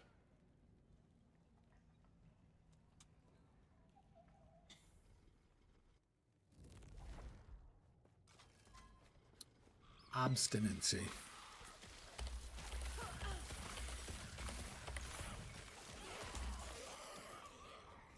Wish you could give you gold to someone because you're not playing anymore. You have more than 200 million in gold. You played a lot since Settlers came out, didn't you?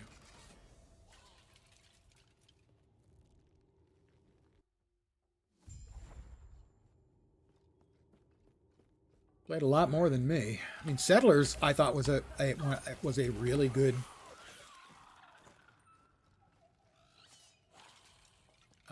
patch.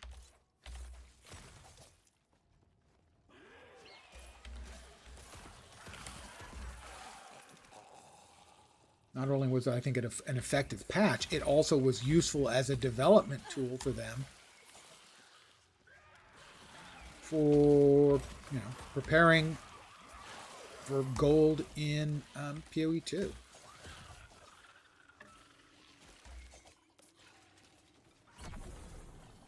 Well, wow, that kind of development is smart, is wise, and I do not blame them. I do not appreciate an outright lie like Ruthless. Oh yeah, it's just a couple of guys doing that in their spare time. Come on, man. We might have believed it at the time, but now we know it was bullshit.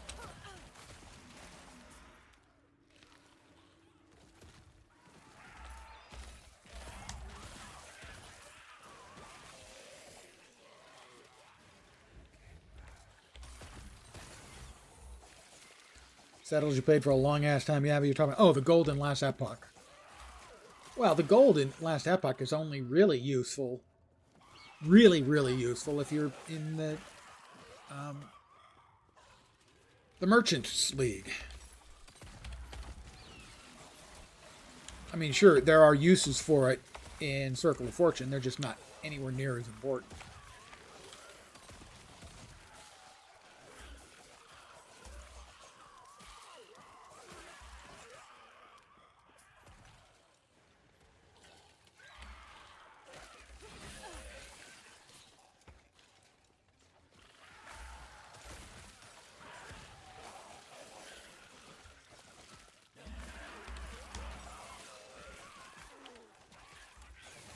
Almost everyone is in the Merchants. There's no way of just giving it away, all your money. Yeah, I don't know enough about the exact mechanics. I've only played a little bit with the Merchants Guild or Merchants League, whatever it's called. But I know that a lot of the bits and pieces of the design were meant to prevent real money transfers. So, yeah, it doesn't surprise me that you can't just shift your money around.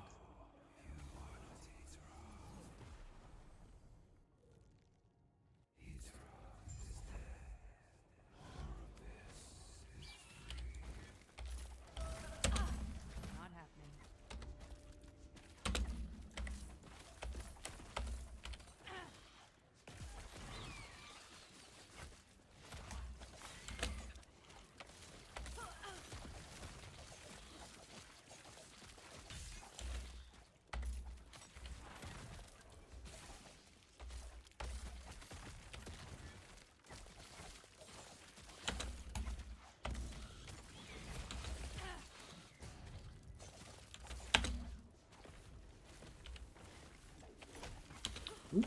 Don't stand where he's aiming.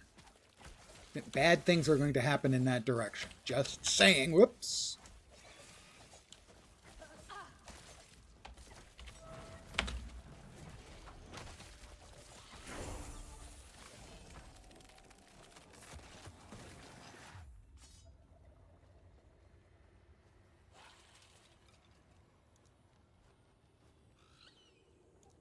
I always play Circle of Fortune because it just feels so much better.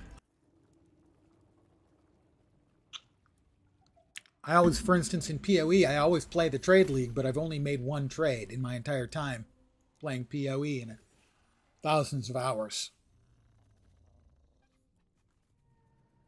I didn't get a point.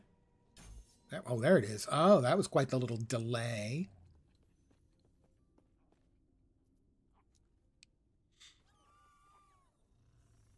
More crit multi.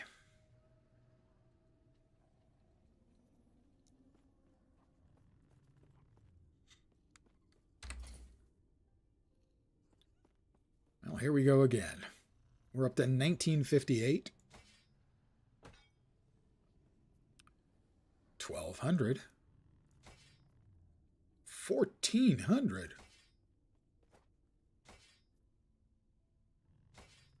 That's currently our second leader at the clubhouse. 604, that's not going to cut it.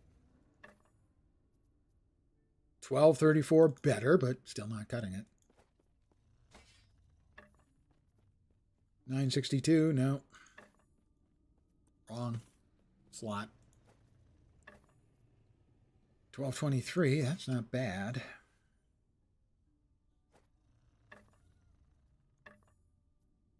$15.29, that one's getting into the ballpark.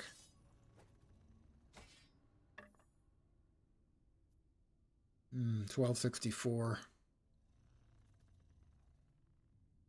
I don't think we can even turn that into anything. Pardon me.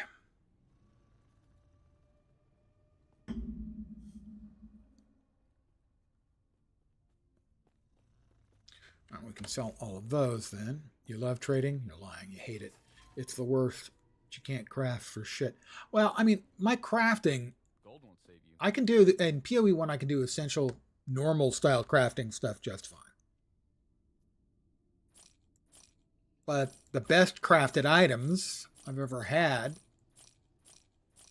was pretty early on. When I started doing alt spamming, I was cogent enough about the game. I was savvy enough about the game to recognize when I hit tier 1 on a two-handed weapon. I hit tier 1 flat damage and tier 1 attack speed. So I regaled it. I got tier 3 cold, which isn't bad. And then eventually I put on the 101 to 129% damage increase. So at that time it was like a 650, 700 DPS weapon, which was really good. That was pretty much just pure luck from alt spamming. And then a couple of leagues ago, I was doing ROG crafting. And again, was savvy enough to recognize when I'd produced something exceptionally good and in the ballpark of extraordinary. It was a lightning arrow build, so it had tier 1 lightning, tier 3 cold, tier 5 fire, tier 1 crit, and crit multi. And I just eventually put attack speed on that, and that was a extraordinarily good bow. So in each case where I've had good crafting, it was because of luck, but I was aware enough to recognize and take advantage of the good luck. You can only craft stress in your life. You see, it's one of the things is when I rolled up my skills for life, I got that as an implicit. So what did we have here? We had, this one was 1264. This one was 1529. This one was 15 something. No, 1068. Why did I hold on to that one? Gee. So we're going to see if we can make anything out of these. So that's got 15 melee lightning, and increased necrotic does nothing for me.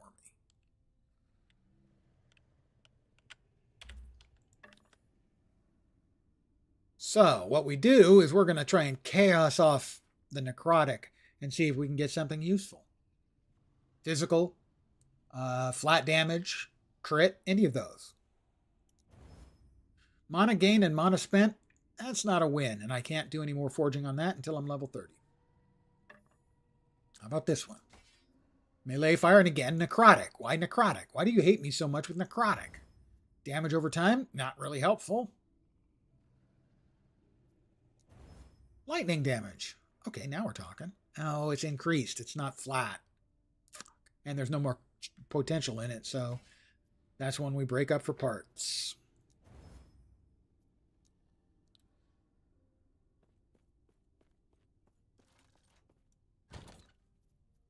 Three. Back in you go. It's the Bone Harvester. All right, I need to speak with Elder Gaspar.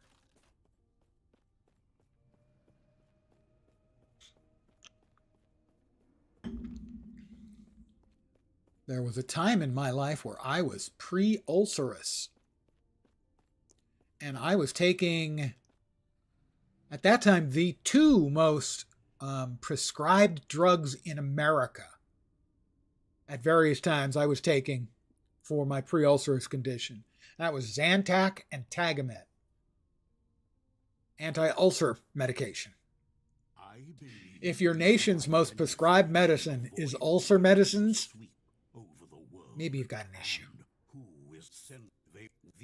Seek out the outcast queen, leader of the living rebels, and show.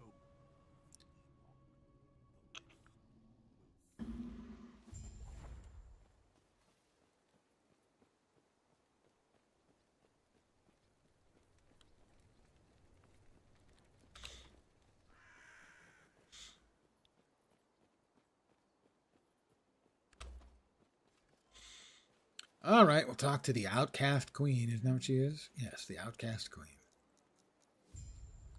Yes. And Kaylin, the outcast assistant, executive secretary. And they want me to open up the forge. Well, let's see.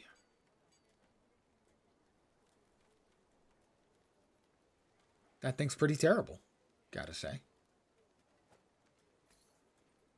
So, time to throw more chaos at it, because we're not doing fire or poison.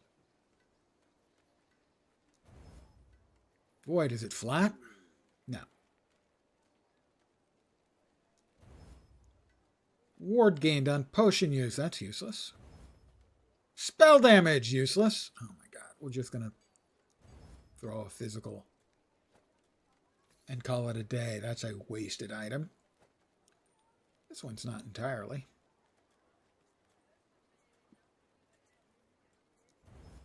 Physical damage. I think we're still doing some of that. We can remove that. Go with that. Throwing damage and reduce mana cost. Sure.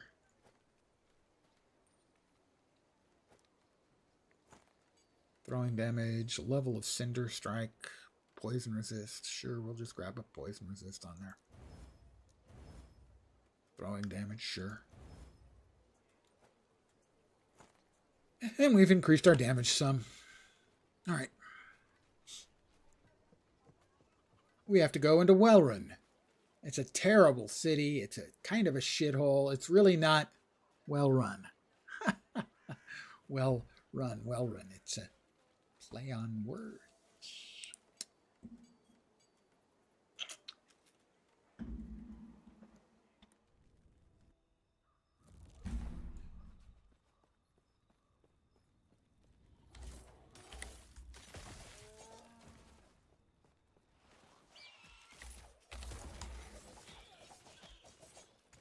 I hate those bone sculptors. Amongst my least favorite mobs.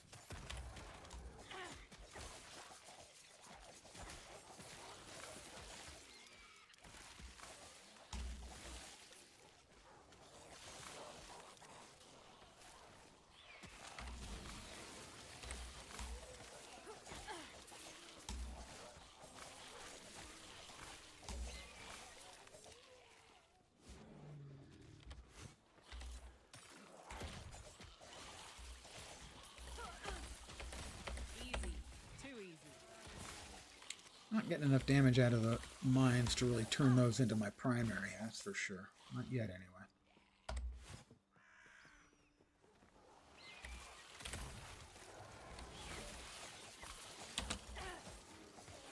I call out my heavy artillery with the Falcon, and the freaking thing flies off.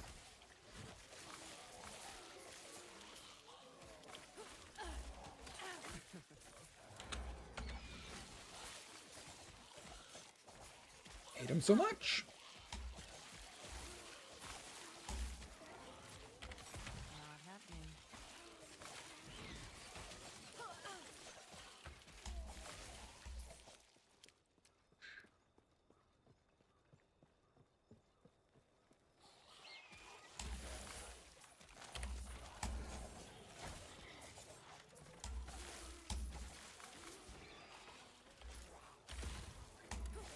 That was close. Big bear. Big dead bear.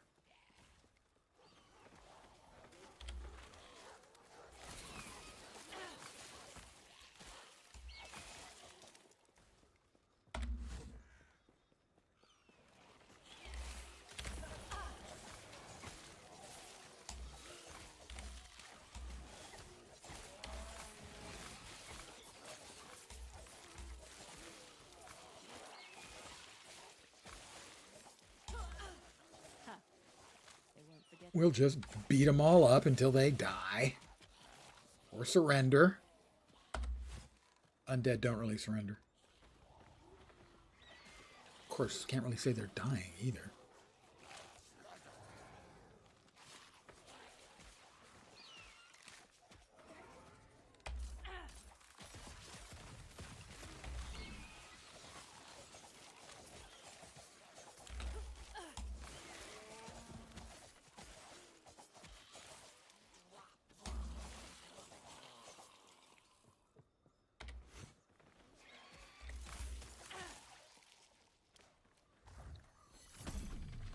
Shkaboom.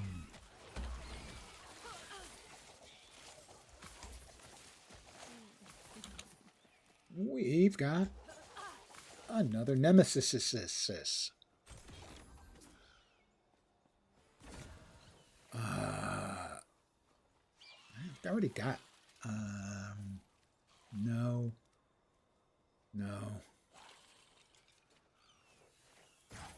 No, nothing there worth fighting for, even to improve.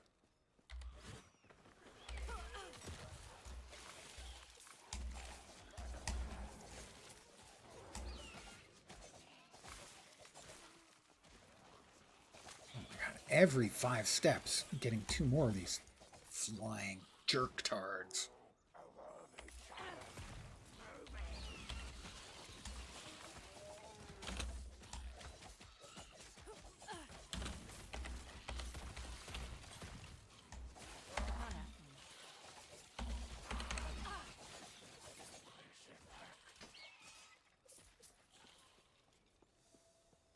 Imperial well-run rates? Yes, it rates. You know, it has aeration. So it aerates. No?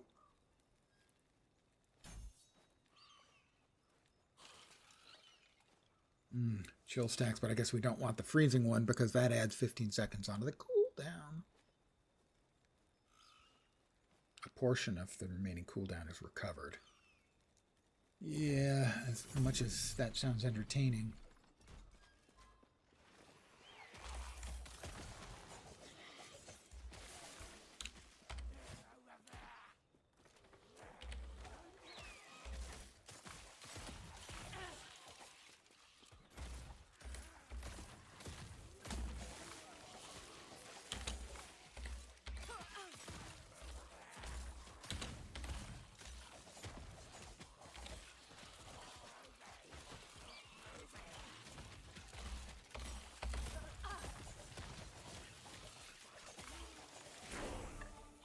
Level 28.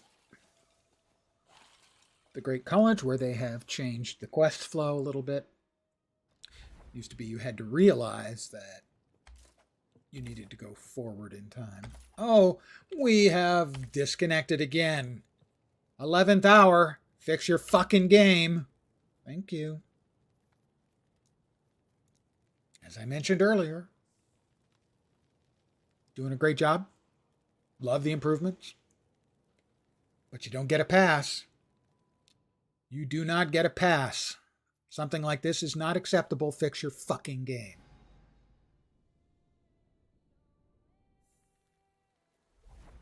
I get disconnected for no reason. None. It does not happen as often as it used to, but it still happens much too often. Fix your fucking netcode.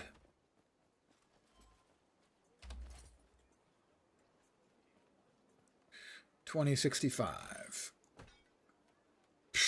Less than half. Nowhere near. Yeah.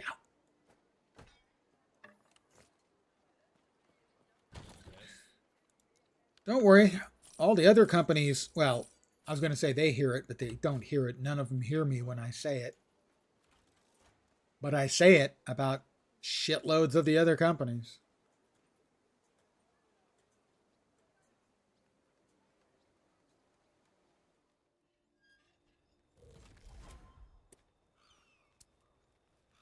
I've been saying it to ArenaNet for Almost, what, 12 years? The DC problem I get from them every once in a while.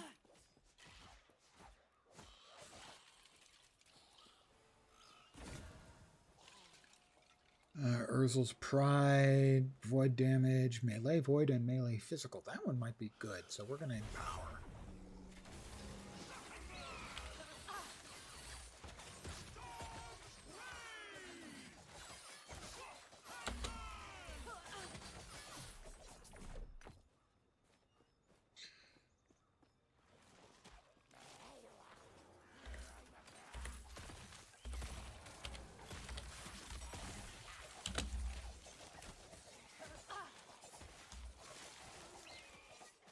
I can name games that I have a disconnect problem with from time to time on essentially less than the fingers of one hand.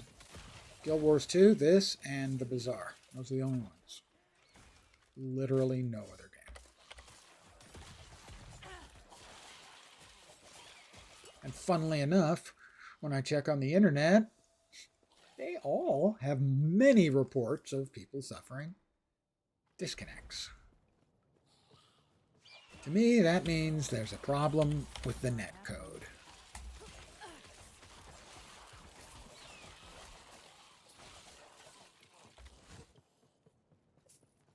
All right, we can't get in the door. So conveniently, a time rift appears so that we can go to the future and get the key off the body of the guy who's locked the door. Then we go back to the past, kill him after using the key to get in and put it back on his body. How we can have two keys at once isn't clear, but magic. Okay? It's magic.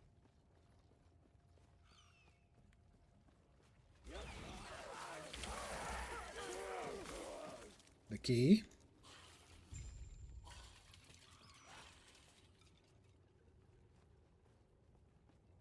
Sadly, I think it's actually fastest to go all the way back around.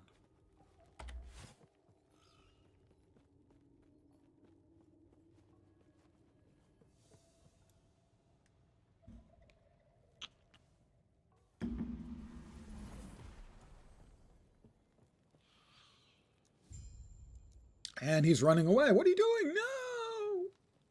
He's all scared because I'm going to kill him.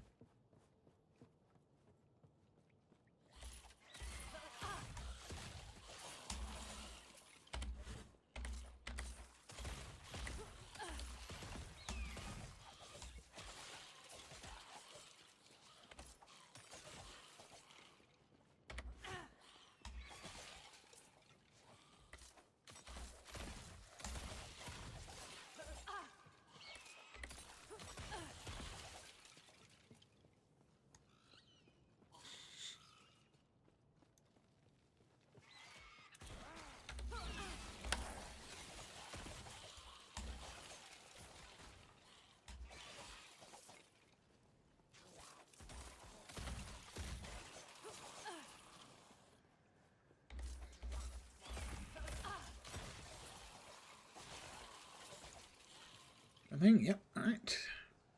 Now we'll kill the guy who ran away and put the key back on his body.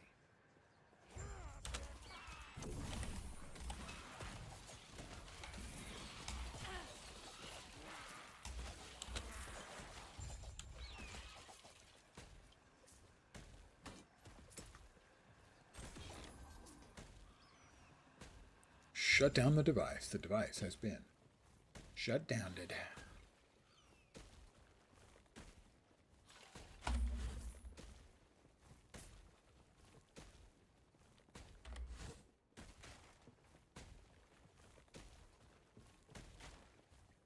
Up.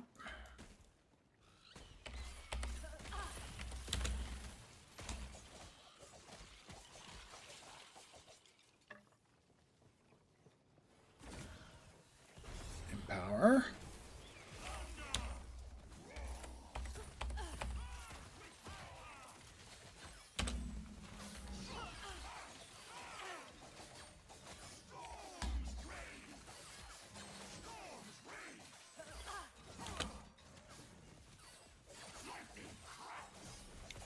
Lightning cracks, and so do you.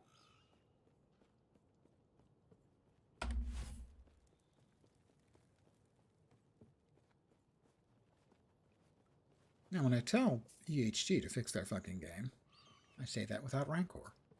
That's not always true. A lot of times when I say that, it's because I'm furiously angry, and it's said with an extra slice of rancor.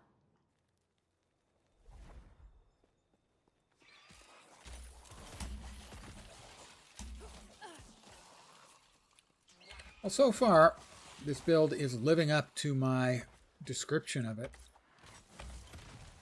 as the worst build ever. It's not. Not good.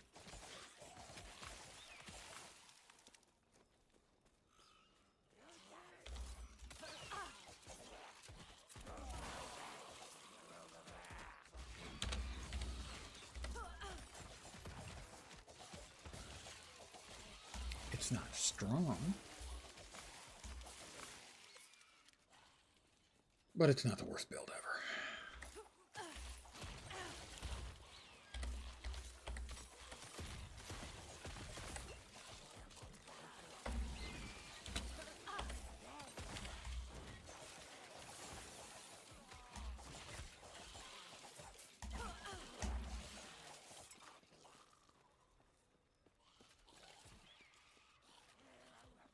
It's hyperbole to call it the worst build ever.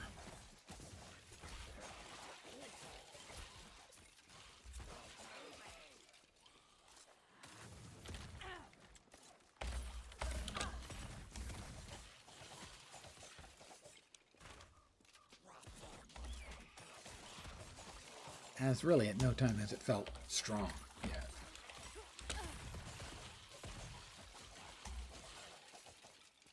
Whereas both the Warlock build and the Mage build, not to mention the Void Knight build, felt pretty strong from early on. This one, not yet.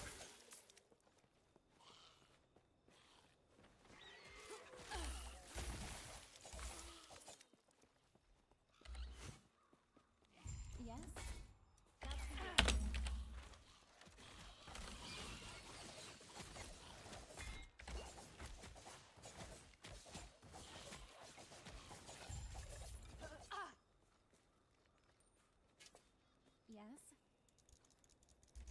Gods be with you.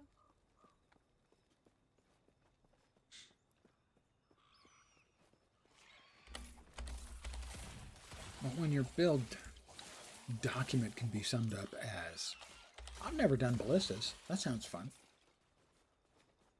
Yeah, mines. Mines were good. Let's try that too.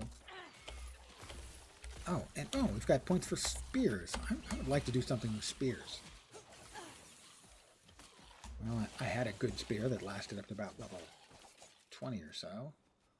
Now I'm using a great big two-handed axe because it just does like 50% more damage than anything else. So much for my deep, well thought out build design.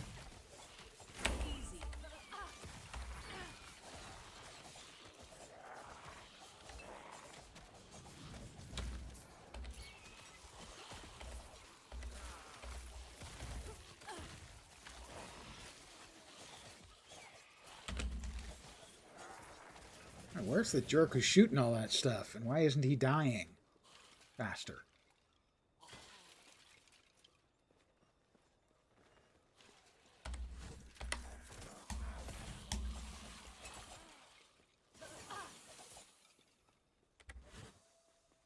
The Soul Warden's Road.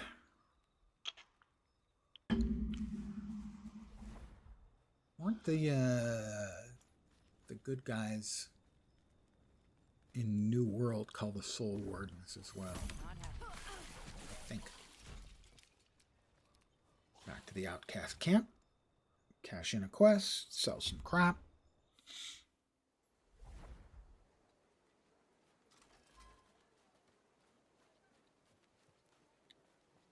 I mean, that doesn't look particularly roguish, does it, really? What do you The want? mask, maybe.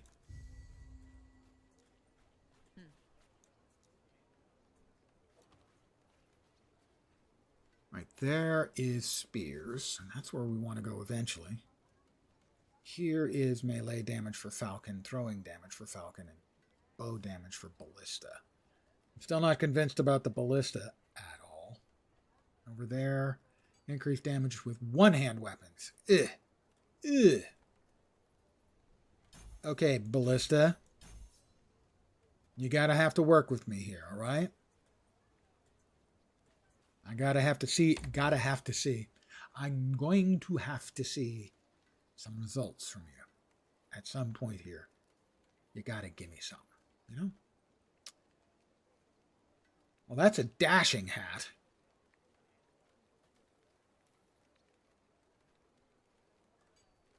So we're currently at a little over 2,000. Not even remotely close. That's not going to be either.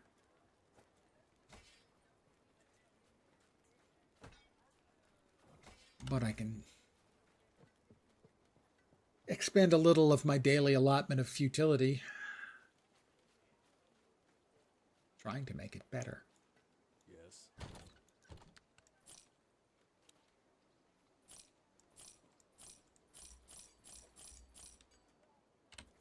Be well.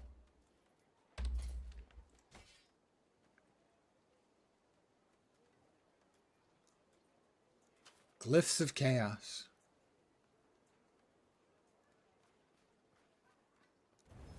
Melee fire. It's flat fire. I can work with that. So 2065, 16, 17. Close. That's a tier 3 melee fire. The critical strike chance we can raise. Not sure that's going to give us a bunch. Tier 1 is really 58%. Okay. What else can go into the suffixes? Chance to blind, bleed, chill, blah, blah. Health on melee hit. Throw a couple in there.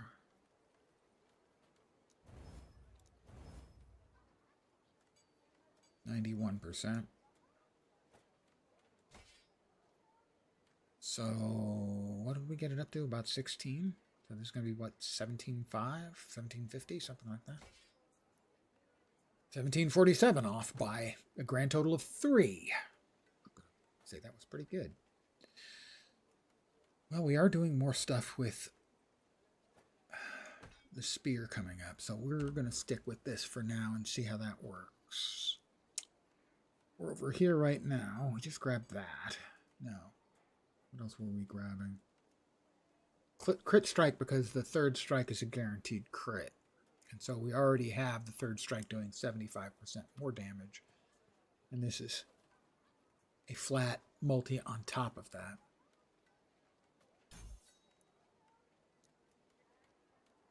Mine so far, gotta say, kind of disappointing.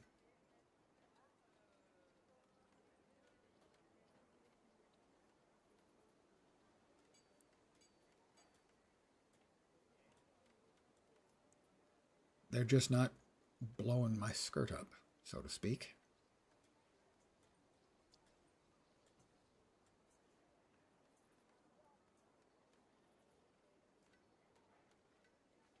That's clusters.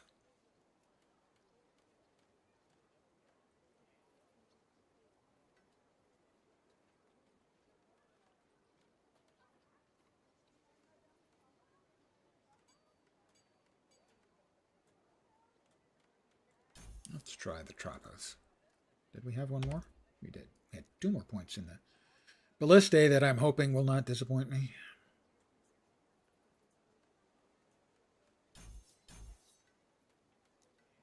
All right, here we go again. The Soul Warden's Road awaits us. I started early tonight, so I will continue playing for a bit longer.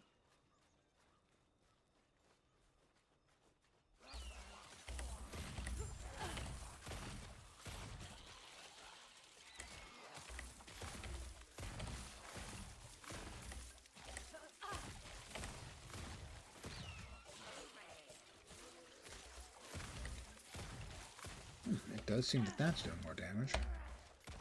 How about the ballista?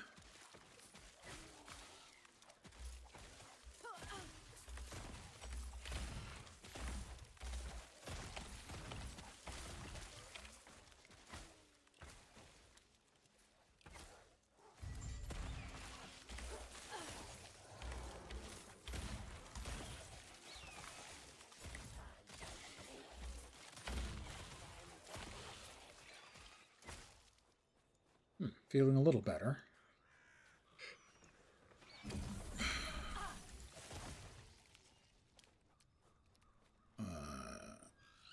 How about some, I don't know, rogue-specific idols instead of everybody else?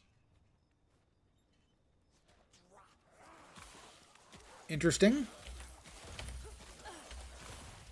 Absolutely none of those were rogue-specific.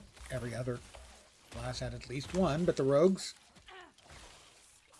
not so much.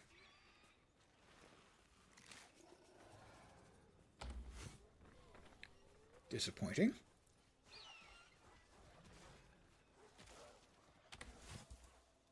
The Risen Lake. Somebody added yeast.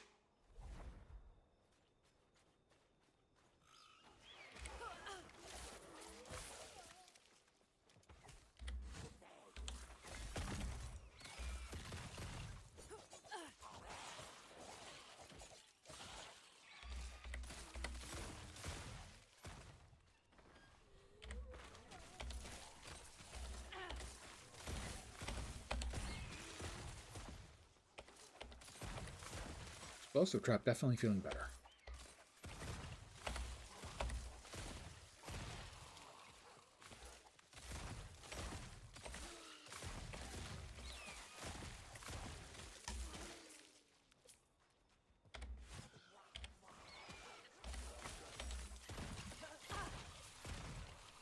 Ballista is better. I don't think it's good.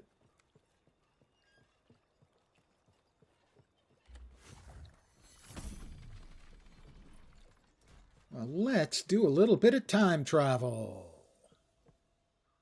From the Risen Lake to the Corrupted Lake. And a yawn from the old man. It's not you, it's me.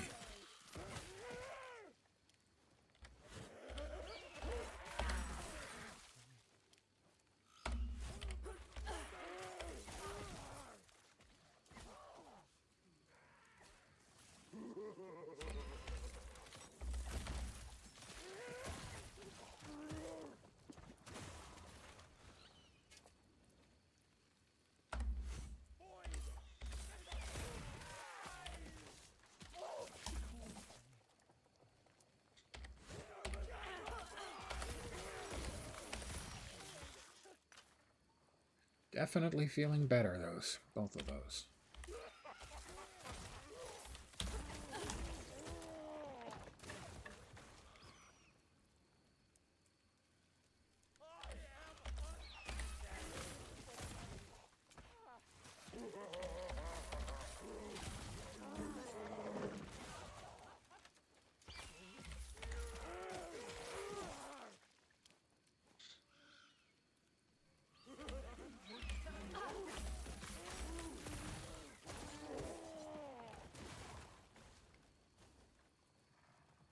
Roll hide.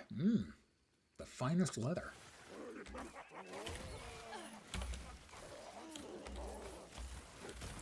That's an awful lot of round boys in one place. Did I say that as a round boy?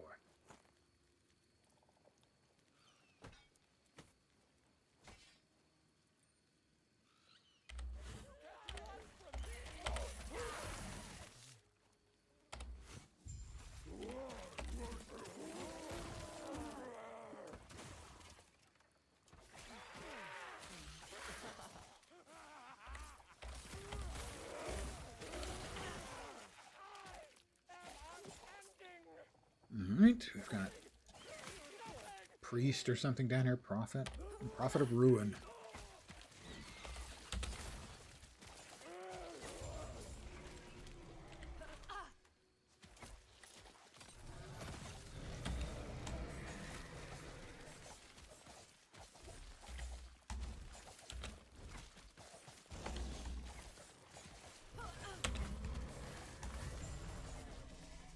Quest complete.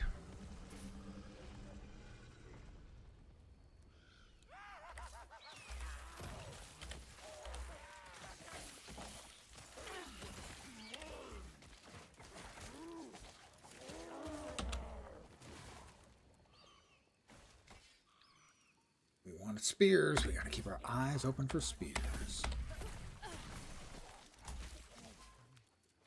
We would like to travel back to our previous time, which is back in the future. Yeah, I stole that.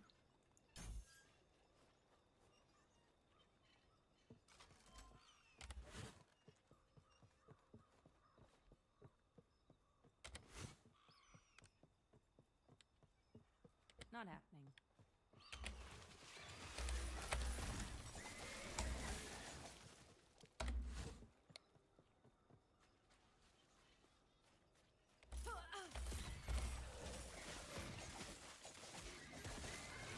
They won't forget that one. Knock, knock. I said knock, knock. I swear sometimes it just simply doesn't register that you're clicking on the thing. However, that is not sufficient to elicit a outraged cry of fixture bleeping software. Not quite.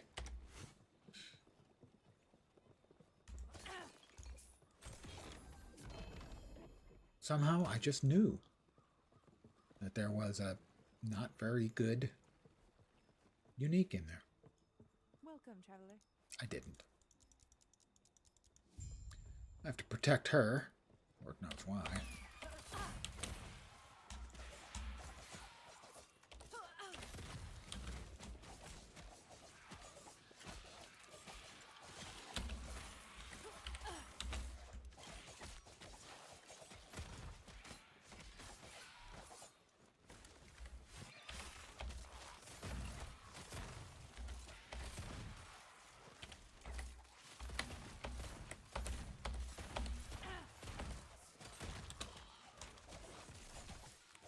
Serenus, not Ronan, the accuser.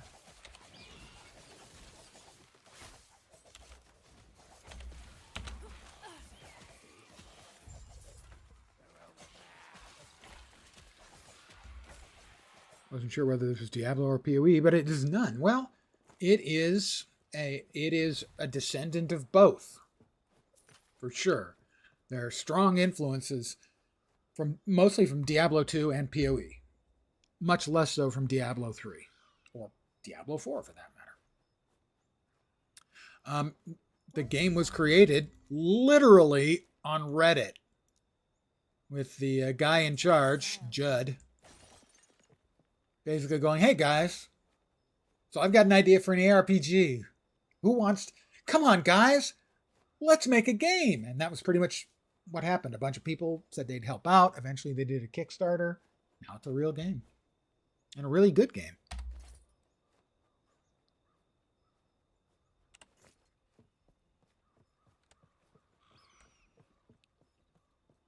I need to go back to town, so do not let me forget that I have a gateway open, a portal open.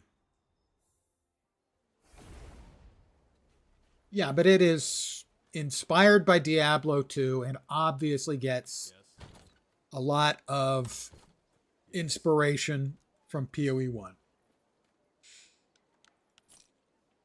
But also they've spent a really large amount of time and thought and effort in doing an enormous number of quality of life things and a bunch of stuff that essentially comes down to, wouldn't it be neat if?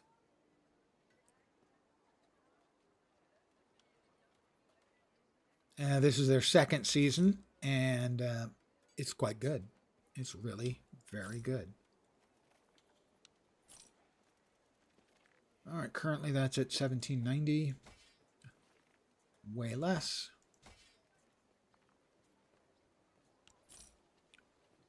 That's got no chance of equaling the damage. No.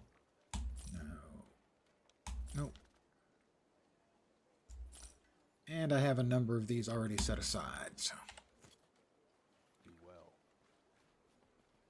I've been playing since relatively early in the early access period. At one point, basically, they contacted Zizarin, a streamer, if you're not aware of it, and they asked, would you please, try our game? And he said, yeah, but I'm going to have to be honest about it. And their response was, oh, God, yes, roast us. We need to know. And he was so impressed. He played it on stream, and I was so impressed with what I saw. A lot of potential. And the fact that they had that attitude about it. Oh, yeah, roast us. All right, where was the gateway I just came in from? There it is. So it has had a very healthy development. When I first got into the early access, I was playing it on stream, and the game director, came in and asked, what do you think? What do you enjoy? What don't you enjoy? I had a couple of things. My first one, I don't even remember what it was, but he said, yes, that's already been fixed. Oh, it was about something about scaling the mini map up to either not being able to scale it here or not being able to move it, something like that. And he said, don't worry, that's already fixed in our next patch. And he came by a couple more times early in the development. Gave me some codes once. Thank you, Judd.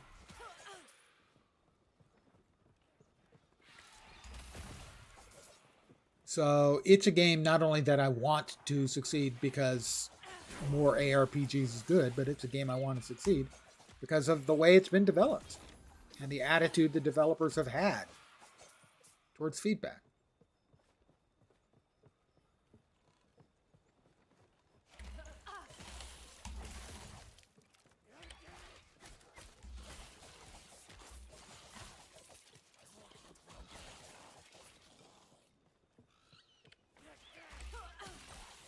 I will also note that in other good news for ARPGs, we've got more content coming for Grim Dawn, as those guys continue to put out content for it long after they said they were done doing so. Thank you guys, good work. And relatively soon, we should get a look at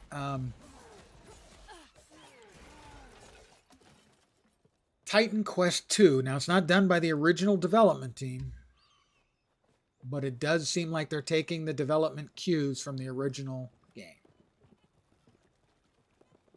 So hopefully.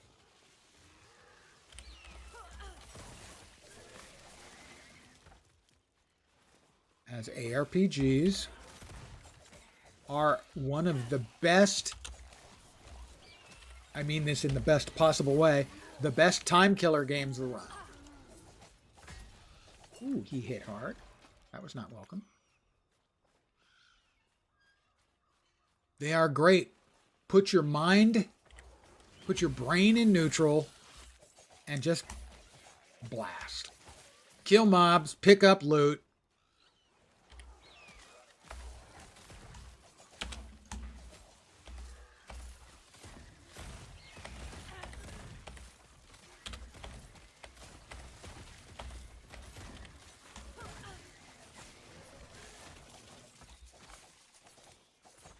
Sometimes you don't want deep thinking in your game. Sometimes you just want to blast.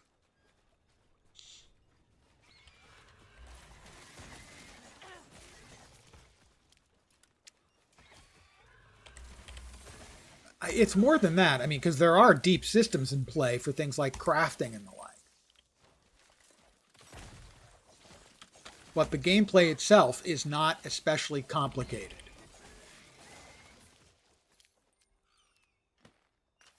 It has a really good crafting system.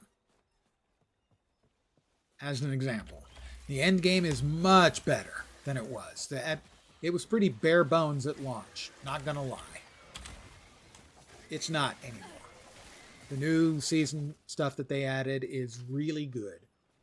I would say in PoE they tend to stagger. Historically, they've done leagues where they sort of stagger them. Smaller leagues and then bigger, more crafting-focused leagues, alternating. And I would say that this is better than most, if not all, of the smaller leagues that they did for PoE, and as good as some of the good, PoE leagues. The last PoE league was Settlers, and Settlers was a great one. So is this as good as Settlers? No. Is it really good? Yeah, it is.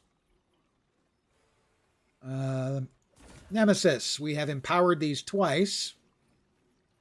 That one may end up being, wow, that may be really good. Holy crap, that may be really good. Oh, I wanted to use Spear.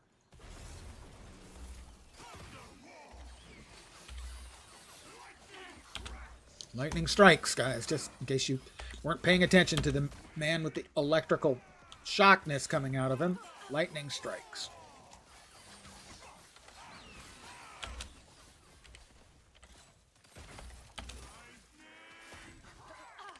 Yeah, lightning strikes. We get it, dude. Seriously.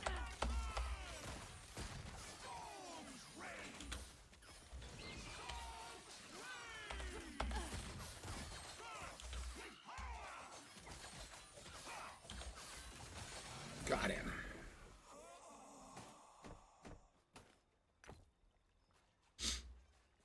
And we've got a shrine here.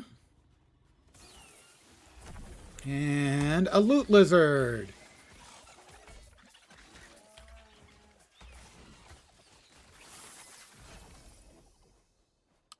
Ooh, Advent of the Erased. That seems sexy.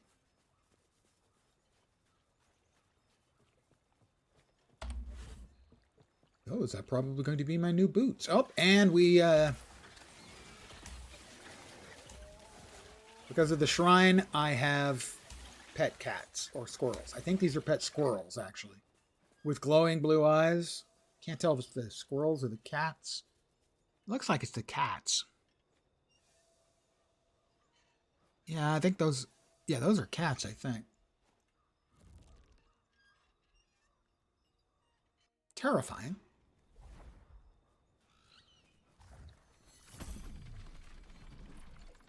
We'll go back to the cultist camp. Sorry, the outcast camp and tidy up our inventory.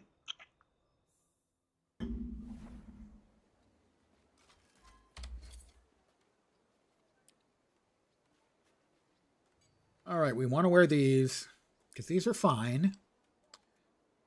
But these have one of the mechanics from the previous season, Weaver's Will. It has only 6 Weaver's Will.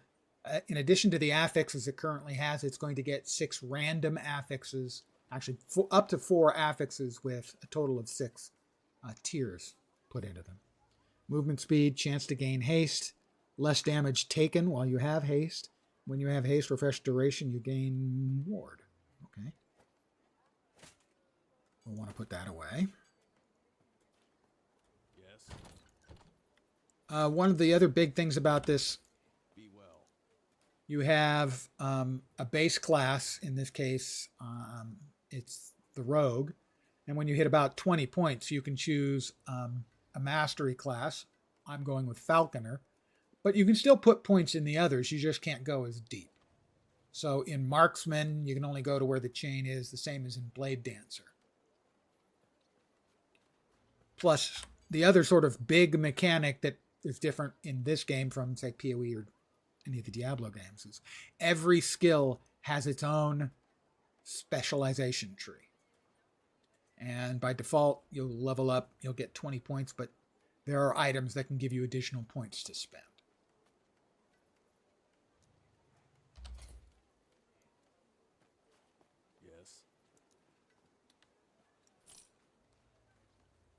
Throwing damage. That one's got more void and fire resist. We'll keep what we've got. It's fine. It's fine. We're keeping that because it's got really good elemental resists.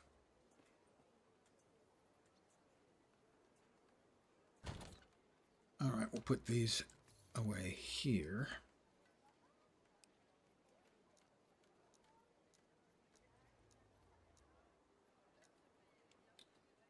Urzel's Pride with health. Nice bonus. We can return this to its place and that. Let's see. We've got Exalted. Good cold.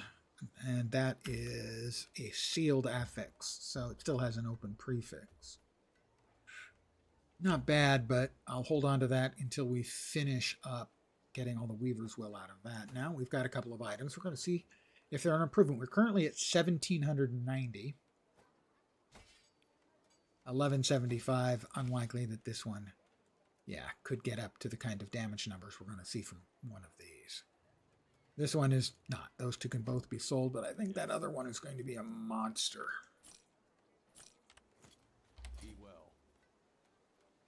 1790, 2300, I'm going to guess. 3100. That's a lot. Yes. That's about a 50% damage increase. So, even though we want to be using a spear, the fact of the matter is, my spear's not that good. This is the hammer.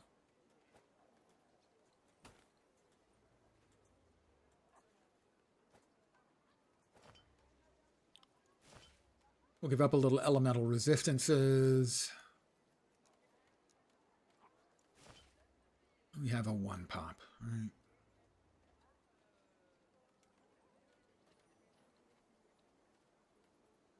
Where are they? Let's see. Void resistance. We're out of the void resistances now. We don't need those any longer.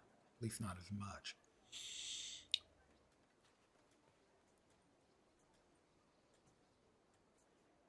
Yeah, a little physical resistance. Probably a good idea. Now, because a huge amount of damage is never enough. Tier 6 sealed melee cold damage. And it's got 55 forging potential. Holy shit. I talked about the crafting. This is a special dropped weapon where it has what's called a sealed affix. This one here, which means it's an extra affix. You can normally only have 2 prefix and 2 suffix. And there's a method for sealing affixes, so you can have 1 sealed affix as well. In this case, it's a tier 6, which normally doesn't show up until about level 50 or 60. And this is on a level 22 item. So the amount of flat cold damage doing is stupid. Forging potential is reduced by crafting onto an item. In this case, it already has flat melee void as well, and flat melee fizz. That's the best we can do to increase is the flat melee fizz. So we're going to increase that. Right now it's at a flat 10 damage. None of these are percents except the chance to ignite. They're all flat damage, which is generally better. And I can probably add 2 or 3 tiers, and we still won't reach the temporary limit. The higher level you are, the more points you can spend. So currently it's at 10. Cost me 5 forging potential. That cost me none. It was 10, now it's 20. What will we want to put here in that last slot? All attributes isn't terrible. The penetration ones don't really make sense because I'm hitting with cold, fizz, and void damage. So penetration is less good if it's diffuse damage like that. Health on melee hit is probably a good one. Just basically every time I hit something, I get a little bit of life.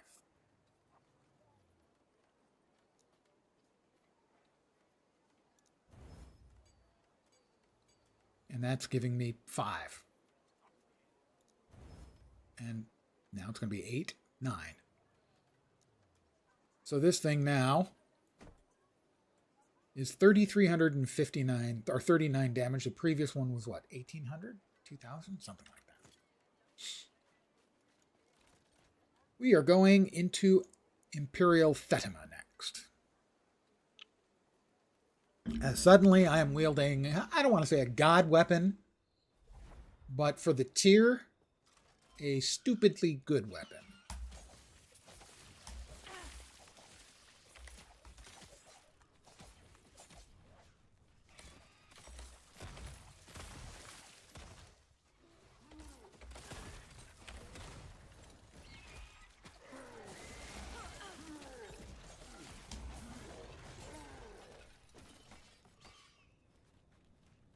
there's something over there. Oh, oh, chest. 16 gold, I'm rich. We're off to Vegas, boys and girls.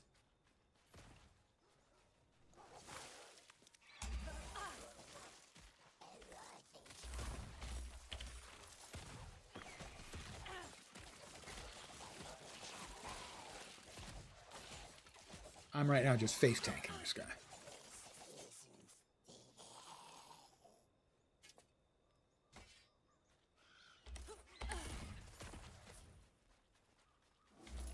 And that was like a mini boss. Yeah, wow. Okay. Yep, that's a good weapon. That's a really good weapon.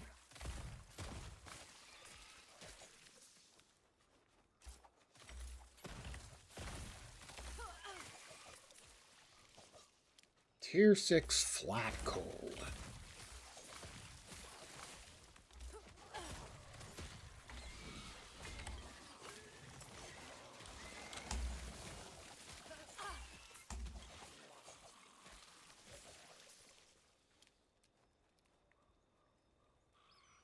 Ooh, finally a little rogue goodness. As you can tell, I'm a classic rogue archetype here.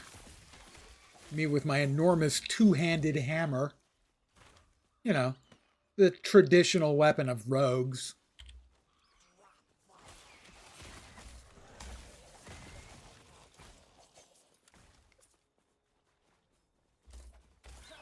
Easy. Too easy.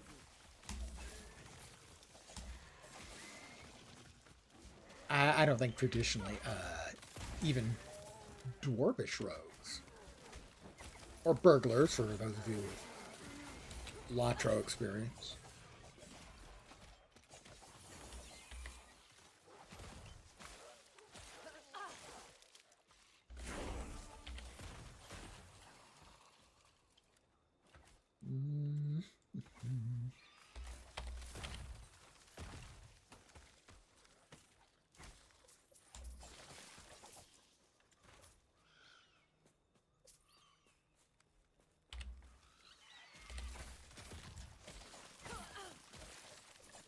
And because it's got so much flat cold damage, it's freezing things a lot.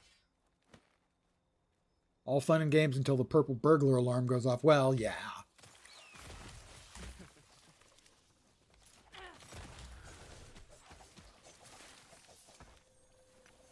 And it's coming back to life. I knew it was doing that. I knew it was doing that. We are now in Imperial Fatima. So I'm going to go all the way through Imperial Fatima. We'll get onto the boat with the Admiral. That's Spear. God, I really want to use the Spear, but right now it just simply makes no sense.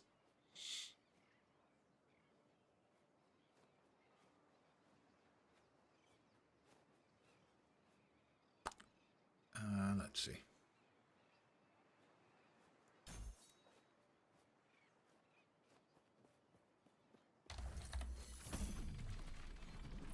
First, I'm going to head back to the camp, again, as is tradition, to sell stuff.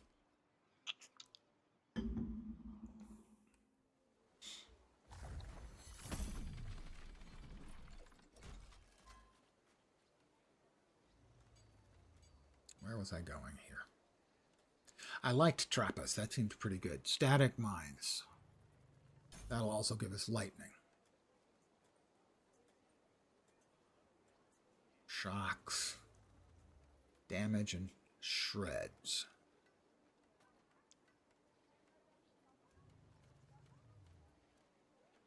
Oh, we got chill stacks and freeze rate per int. My int, not that great. Not that smart. Quiet down there. What do we got over there? Whenever you hit an enemy with any melee attack, attach an explosive trap. Well, that seems pretty delightful. Oh, I already spent the point. Yes.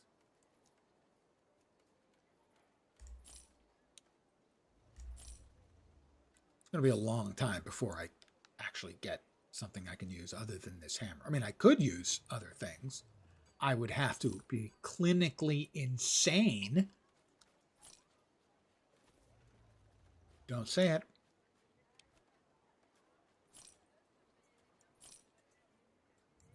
Be polite. I'm going to yawn again. Sorry.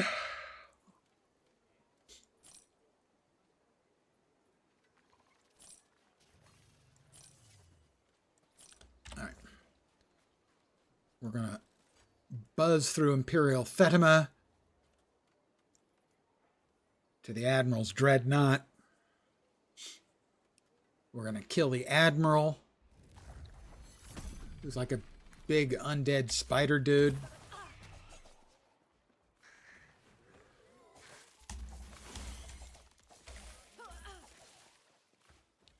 We have added one of the affixes to the boots we're wearing. We'll take a look at that in a sec.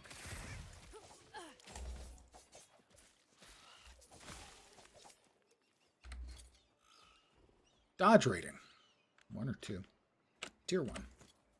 So there are 5 more tiers of affixes to be added, with 0 to 3 more affixes coming.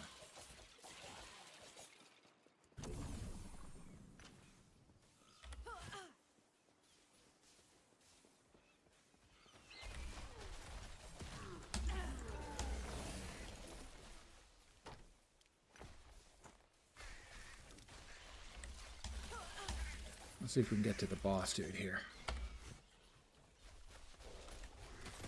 Well, we've still got about half of the duration left on the shrine effect. There he is. He hits pretty hard. Fortunately, I hit pretty hard too, and I have the shrine effect going.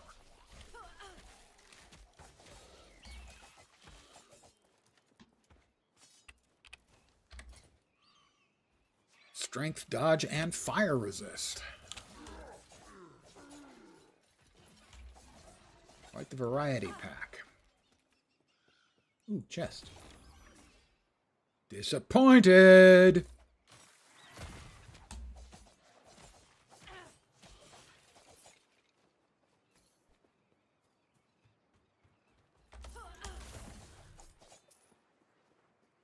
Wrong way. And we have an exiled mage. First one I think of these I've seen on this character.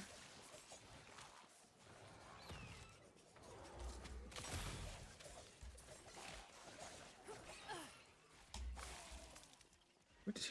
Stop summoning little jerks, you big jerks.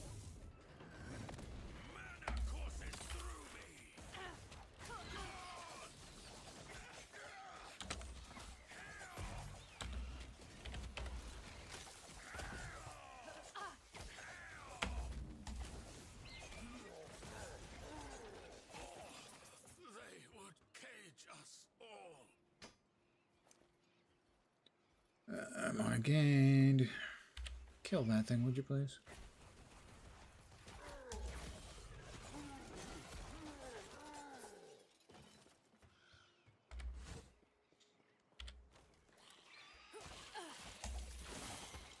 Another Weaver mod. That's 4 tier 1s. Nope, and a tier 2. So there's 1 Weaver's Well left. That is not a particularly successful piece of improvement. The Darkling Pier. This is a small little map. We'll be through quickly. And that'll get us onto the boat. We'll fight our way up to the deck. We will kill the big spidery undead Admiral. Admiral Harton. Inspiration for the book Harton Here's a Who.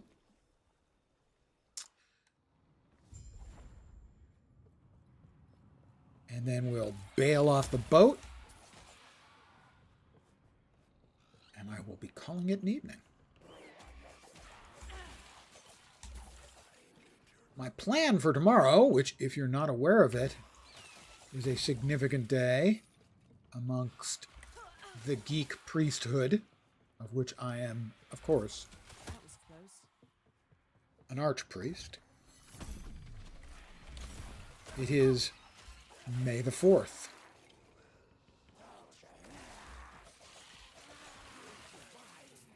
And that, of course, in Star Wars. So my intent was to play on a Star Wars Galaxy server I'd never played on before. But I did not receive the mail I'm supposed to for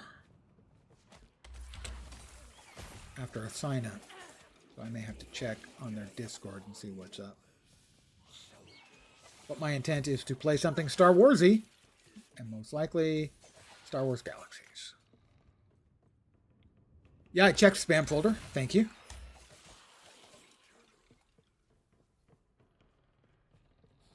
And that was certainly very possible, as this is an older account that I don't use much anymore, except mostly for older account stuff and like private servers and the like. Yeah, it is easy. No, that's, I appreciate your poking me about that. That is exactly the correct response.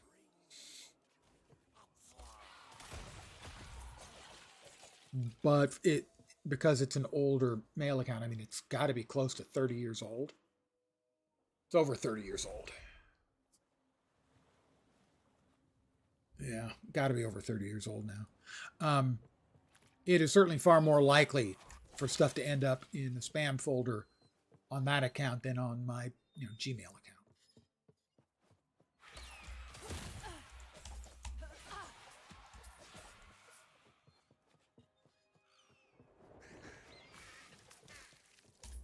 But if not that Star Wars Galaxy server, I'll be playing on another one tomorrow.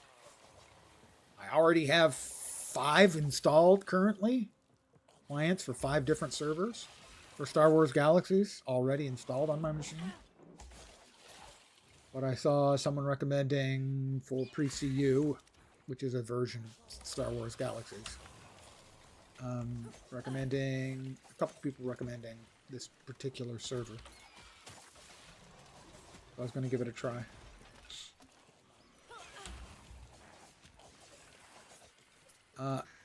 The Star Wars Galaxies community, sadly, has one thing in common with a lot of other private server communities. The intra-server fights, pissing contests, anger, rage, fury, and everything can be really overwhelming sometimes.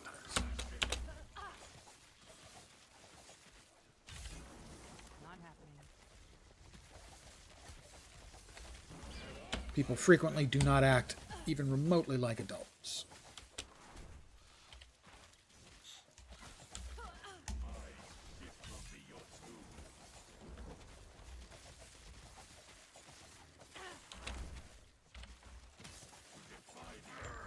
Got him.